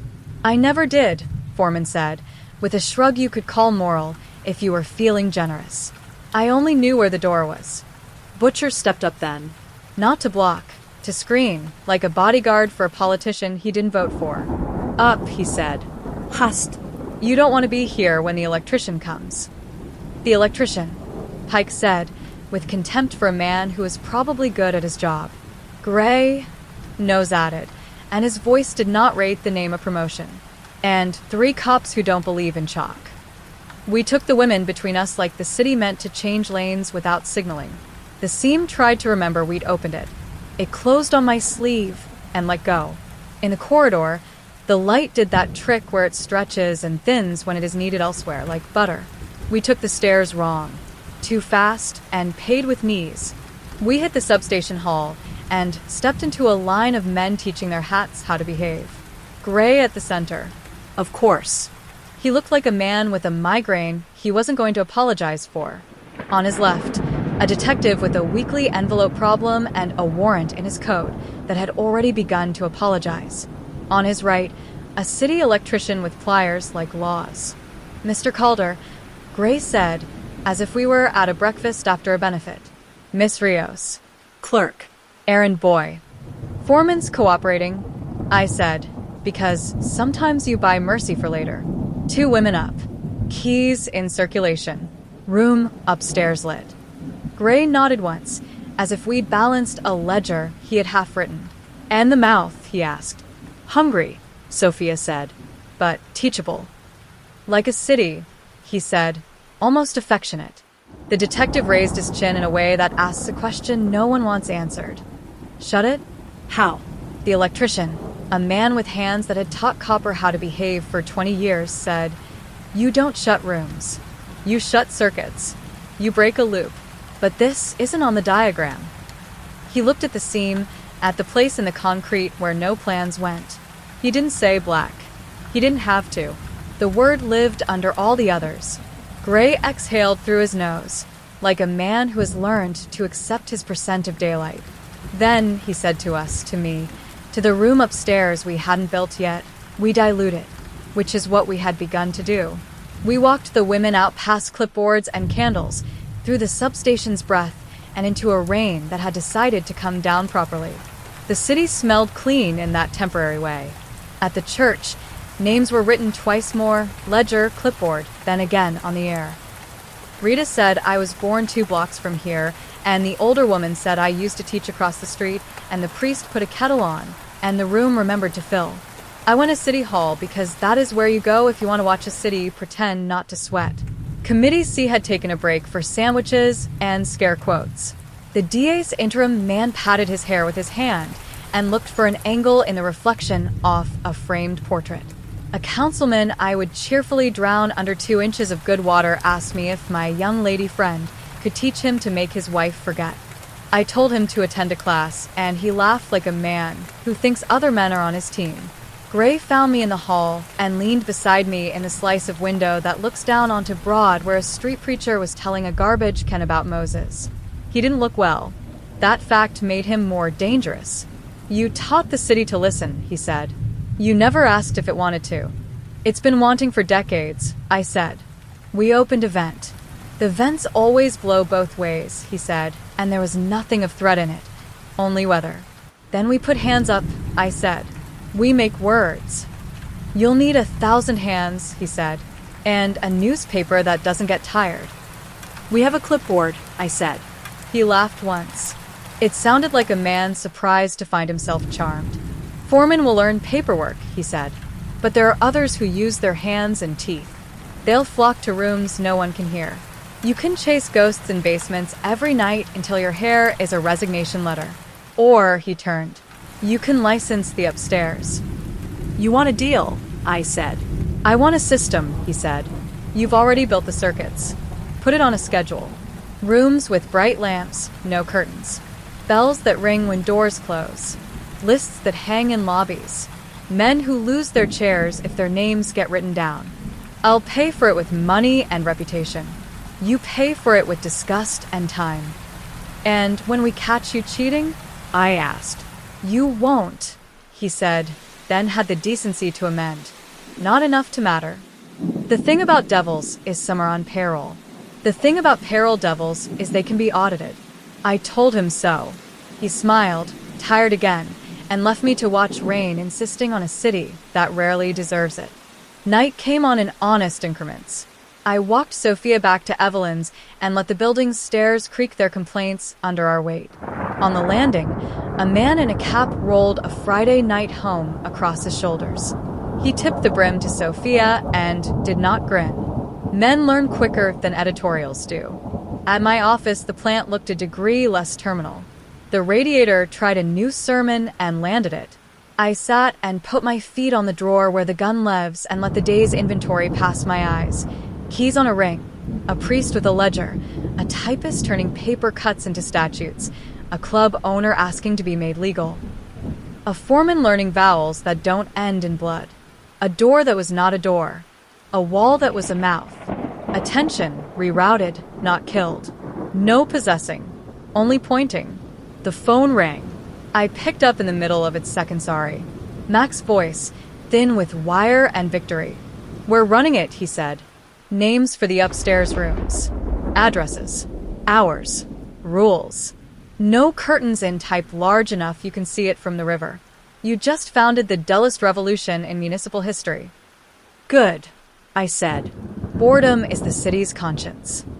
"Also," he added, grinning into the line, "we found your electrician. He wants to teach a class called How to Shut It Off Without Burning the Place Down." I told him we'd run a serial. I hung up and let myself think about sleep until a knock at the door reminded me doors make their own weather. It was late for business and early for regret. I opened it on Butcher, damp under his hat, nose unbroken, posture attempting the kind of casual men wear when they've left a job and aren't sure who knows it. "Foreman's writing a letter," he said, as if I'd been worried. "He's bad at it. I'm here because one of your names isn't on a clipboard yet." "Whose?" I said. He shifted his weight, and the floor sighed like a jury. "The man with the vowels," he said, surprisingly gentle. "Pike." I had left him on the church steps talking to his hat. In a city like this, you learn not to leave men near their hats too long. I ran. The hallway taught me about stairs again. On the street, I picked up rain that pretended it was running exactly the same route as me. St. Bartholomew's steps were empty of hats. Inside, the nave held 3 candles too stubborn to quit without applause. Father K stood at the sacristy door with his stole around his neck like a man wearing the right uniform for a bad job. He went to make a call, the priest said. Said he could get 2 doors closed forever with one lie he hated. Where? I asked. Switchboard, he said, at the substation. The only line foreman still respects. The yards at night are a democracy of rats and men. We drove the Nash too fast over rails that had been laid when my father had hope. The substation's fence had learned our shape and didn't bother. Inside, the hum had gone off-key by a hair.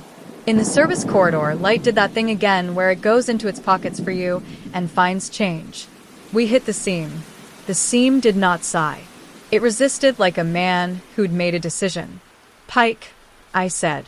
Don't knock, the air said, and it wasn't Sophia's voice, and it wasn't mine, and I didn't like the idea that it might be the city's.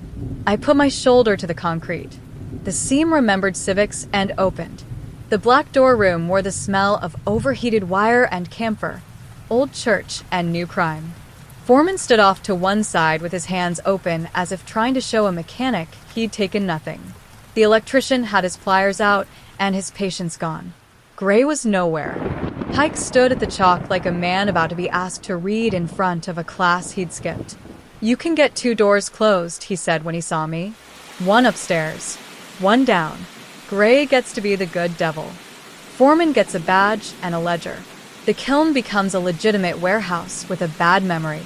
I tell the room something that makes it behave. What something? I asked, willing to be uncharitable if it bought us time. He swallowed. Visible. That Sophia belongs to it, he said. That the city will feed the mouth as long as it isn't hungry in public. No, Margot said. At the same time, Sophia said, I'm not for sale. I know, Pike said, hating his face again. That's the point. You tell it no, and it learns what no means. Or it learns what hunger is, I said. And then we've taught it a new verb. Foreman looked at Sophia with a professional envy he would never put on paper. He isn't wrong, he said softly. Rooms learn habits by being told what they can't have. She stepped to the edge of the chalk and put her palm up like a traffic cop. Listen, she said to the wall, to the hum, to the choir of wrong ideas singing. You don't belong to bargains. You belong to attention. We'll give you more than Gray ever could. Witnesses, lists, rooms with lamps, bells on doors. You will never starve, but you will not eat girls. The wall raised a ripple like a dog's hackle. Then it flattened. For a second I smelled lemons, no reason, just memory, something clean cutting through old rot. The electrician made a small, amazed noise like a man who has seen a switch flip itself. Pike's shoulders dropped by the thickness of a lie he didn't have to tell. I'm out of a job, he said. You're promoted, Margot said. To auditor. He laughed once, a new muscle practicing. Do I get a hat? Only at parades, I said. We left the black door room with the sense you get at 3 a.m. after the fever breaks. You're not well, but you're pointed that way. Outside, rain had stopped pretending to be a conversation and gone to be weather elsewhere. The streets shined like they were trying on another city's clothes.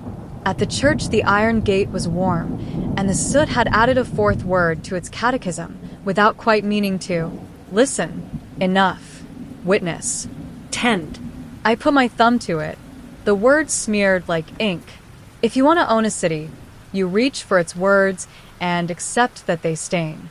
Tomorrow, the priest said behind us, the way men say it when tomorrow isn't a threat anymore, just work. Tomorrow, Margot agreed, and made a note without looking down. Sophia leaned her head on the iron and closed her eyes. Not to sleep. To aim. 1 more door, she said, and I understood she didn't mean a place. She meant a habit. I walked down the steps and felt, for the first time in a week, like the sidewalk would hold. The river made its old, private sound. Somewhere uptown a power station yawned and settled. In committee room C, a clock learned to keep better time. In a basement that had just learned ambition, a black wall waited for the next instruction, and for once the city had a hand on the microphone that wasn't the men who used to own it. We weren't safe. We weren't done. But the fault line had been mapped and the first braces set. That would have to do until the floor remembered it was supposed to hold. Chapter 10, The Switch. The city woke to thunder it hadn't ordered. Not the skies. The grids. Somewhere east a substation coughed, swallowed a curse, and kept going. Streetcars stuttered, paused, obeyed. Telephones decided to be coins in a pocket for a beat, and then remembered they were throats. It was a test. You could feel it in the tile underfoot, a hand on the dimmer, asking what got darker first, rooms or men. Mac's headline arrived damp and righteous. Upstairs rooms licensed, bells installed. Beneath it a second deck with the humor God loves, City 2 publish hours. In the corner, a column asked whether chalk stains count as uniforms.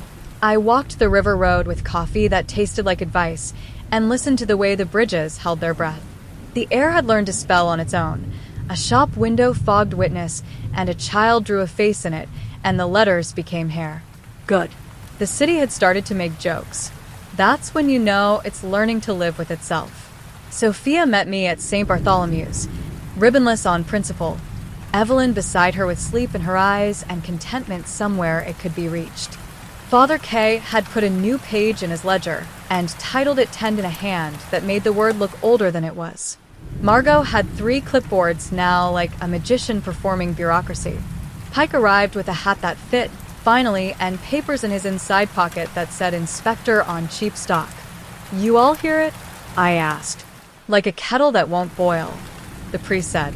A city learning to hum the tune it's been dancing to, Margot said. A man upstairs trying to see if the lights are his after all, Pike said. Gray, Sophia said, not his accusation. Diagnosis. We found him in a room that used to hide behind velvet and now had a bell on the door. The eidolons upstairs had been washed in the sort of light it used to pretend to own. Lamps stayed up, curtains stayed back. On the wall, a printed table of rules in type large enough for secrets. No doors without windows. No names without ledgers. No hours without bells. Men read it and felt civilized. Women read it and counted exits. Gray stood with his jacket off. Shoulders leaned into work like a penitent learning manual labor. He watched the bell ring and the door close and the room not become a mouth. It was against his nature, comforting him. You'll break it if you keep poking, I said. He didn't turn. This is me not poking, he said. This is me making sure the lights don't take bribes. They will, Margot said, because honesty is a habit with her. But the bell will tattle. He faced us with a look I couldn't place until I remembered boys on Little League fields waiting for coaches they didn't like to praise what they already knew they'd done right. Upstairs will hold, he said. Downstairs. Hungry, Sophia said, but it washed its face. Show me, he said. We took him the municipal way. Not because he didn't have private routes, but because the city had to learn we meant the public ones now. The substation hummed under its breath, like a man in a line. The seam had healed. It opened for Sophia and no one else. The black door yielded the way old grudges do when you bring a better one to trade. Inside, the wall was calmer. Not tame. Nothing in this town is that stupid. We taught it a different metabolism. The rings in the floor were warm, not hot. The chalk lines had become squares, neat as school. Foreman stood with his sleeves rolled and a pencil behind his ear, a sight I'd pay to showmen who think knives are careers.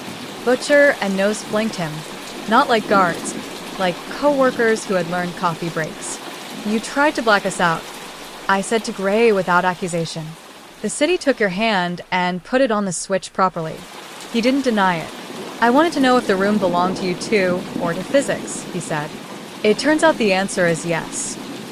Foreman handed Margot a carbon, real paper, real copied letters, the city's second favorite scar.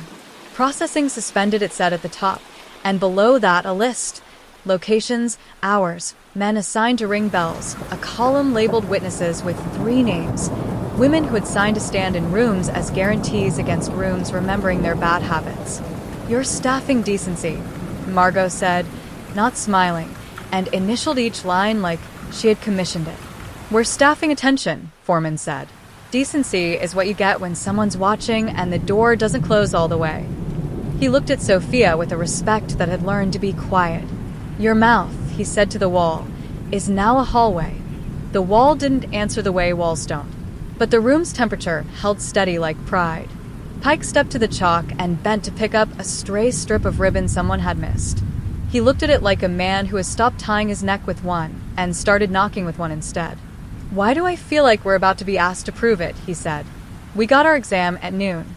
Weather decided to be honest about rain, and then decided to be malicious about it. The river climbed its banks to have a look. Downtown shrugged on a slicker. Out by the yards, a transformer tilted, changed its mind, tilted back. The city did that half-dim you get when enough bulbs think about failing, and enough others decide to be brave. In the Eidolons upstairs, the bell rang twice where it shouldn't have. In a public room that used to be a private sin, a door announced closing before it closed. Men looked up out of habit and saw themselves in the window glass and decided they could be improved. Good. Underfoot, the black door room flared. A muscle twitch. The wall puckered, smoothed, tried to remember what its worst ideas were called. Foreman lifted his palm and didn't touch it. Sophia said, listen, not command, reminder. The hum obeyed. The rings stayed warm. The chalk stayed a square. Across town, in a basement without a name that paid taxes, something else answered. Rooms breed. You fix one, and another shows you the trick it learned watching. This one wasn't municipal. It was in a storage space under a barber's where men go to be forgiven by mirrors. A girl with a half-grown courage had been told to wait there because a man with a chair had read yesterday's paper and had one last bad habit to run. She did what the city had learned to do. She called the church. We ran. Margot with a bell from a drawer, because bells have become warrants. Father K with a short prayer and a long ledger. Pike with a new badge he didn't like and a voice men do. Gray came too, because you don't keep control by delegation at baptism. Foreman arrived late with a wrench, which is how some men say I'm learning. Under the barbers, the room had taught itself parlor tricks. All shadow and cheap scent. Chairs placed to make people into decisions. The door had a hook. The hook had a ribbon. The ribbon had a lineage. The wall, no black glass, still found a way to gather attention and turn it into something with teeth. Sophia didn't step into it. She took the bell from Margot instead and rang it hard, 3 times. A bright little clamor that remembered school and fire drills and church in one noise. It echoed off tile, and clean mirrors and straight razors retired with honor. Men upstairs put down their combs, came to the landing, and looked down like neighbors. That's the point of bells. Witness. Margot said, clipboard up. The girl said her name and what corner and what whistle. Father K wrote it in a hand the city trusts. Pike held the doorway like a man who used to hold other men's coats for worse business. Gray watched the room not get what it wanted and calibrate anew. Foreman set his wrench on the counter and didn't need it. The wall, the attention, buckled and smoothed. You could feel it trying to learn the new rule. If you close the door, a bell rings. If a bell rings, people arrive. If people arrive, ledgers get opened. If ledgers get opened, names get written in ink that turns to law if you keep pointing at it long enough. We were stacking tiny habits until they became heavier than bad ones. By evening, the rain had done us the favor of washing headlines into gutters where they could be collected with brooms and turned into pulp and born again as paper. The city runs on that reincarnation. The upstairs rooms had posted their hours. Downstairs doors had posted bells. The kiln filed for a permit to load nothing after dark. The halcyon fired its last doorman who preferred ropes to handkerchiefs. The black door room waited like a hearth between uses instead of a hole. Sophia and I walked broad where the streetcar throws sparks on purpose at night. Men nodded like acquaintances instead of proprietors. Women looked back like equals instead of prey. A boy ran by with a bell he'd stolen from somewhere and rang it just to hear the way the street carried it. He laughed. The sound didn't stick to anything wrong. I could live in that. You're thinking about retiring, Sophia said, because she reads faces for a living. I'm thinking about a quieter office, I said. Maybe a plant that doesn't require confessions to keep. You'll get bored, she said. I'll listen, I said. We turned the corner and found Grace sitting on the low wall outside St. Bartholomew's as if he were resting in a city he didn't own for once. He watched people go in and out with papers, candles, complaints. He looked older without parlor light. You win, I asked. He considered the word like a man considering switching brands very late in life. I didn't lose, he said. I'm sore about it in all the right places. Make it a habit, Margot said behind us, coming down the steps with a sheaf of forms that looked like the first 10 commandments and the rest of the day. I need signatures. You're left-handed. I can tell by the smear on your soul. He grinned despite himself. This city's going to ruin me, he said. It's going to civilize you, she said. You'll hate it for a week. Then you'll take credit. Pike joined us with his hat in his hand and new lines around his eyes. Foreman taught me a profanity with consonants, he said, oddly proud. I taught him to say receipt without spitting. Father K rang the church bell once, not for death, not for mass, for practice. The note rolled out over Broad, and up into windows and down into subways and through the black seam and into the wall and back. The city learned its pitch. Evelyn appeared in the doorway with a basket of something in the old religious shape, food and folded linens, and a look that meant family. She handed the basket to Sophia, and the look to me. You two are coming to dinner tonight, she said. No basement talk at the table. You can argue after dessert. We don't argue, I said. You monologue, she said. She edits. It's the same thing. We walked up the block toward her apartment and the kitchen that knows how to hold before it's asked. The neon over the corner grocery behaved.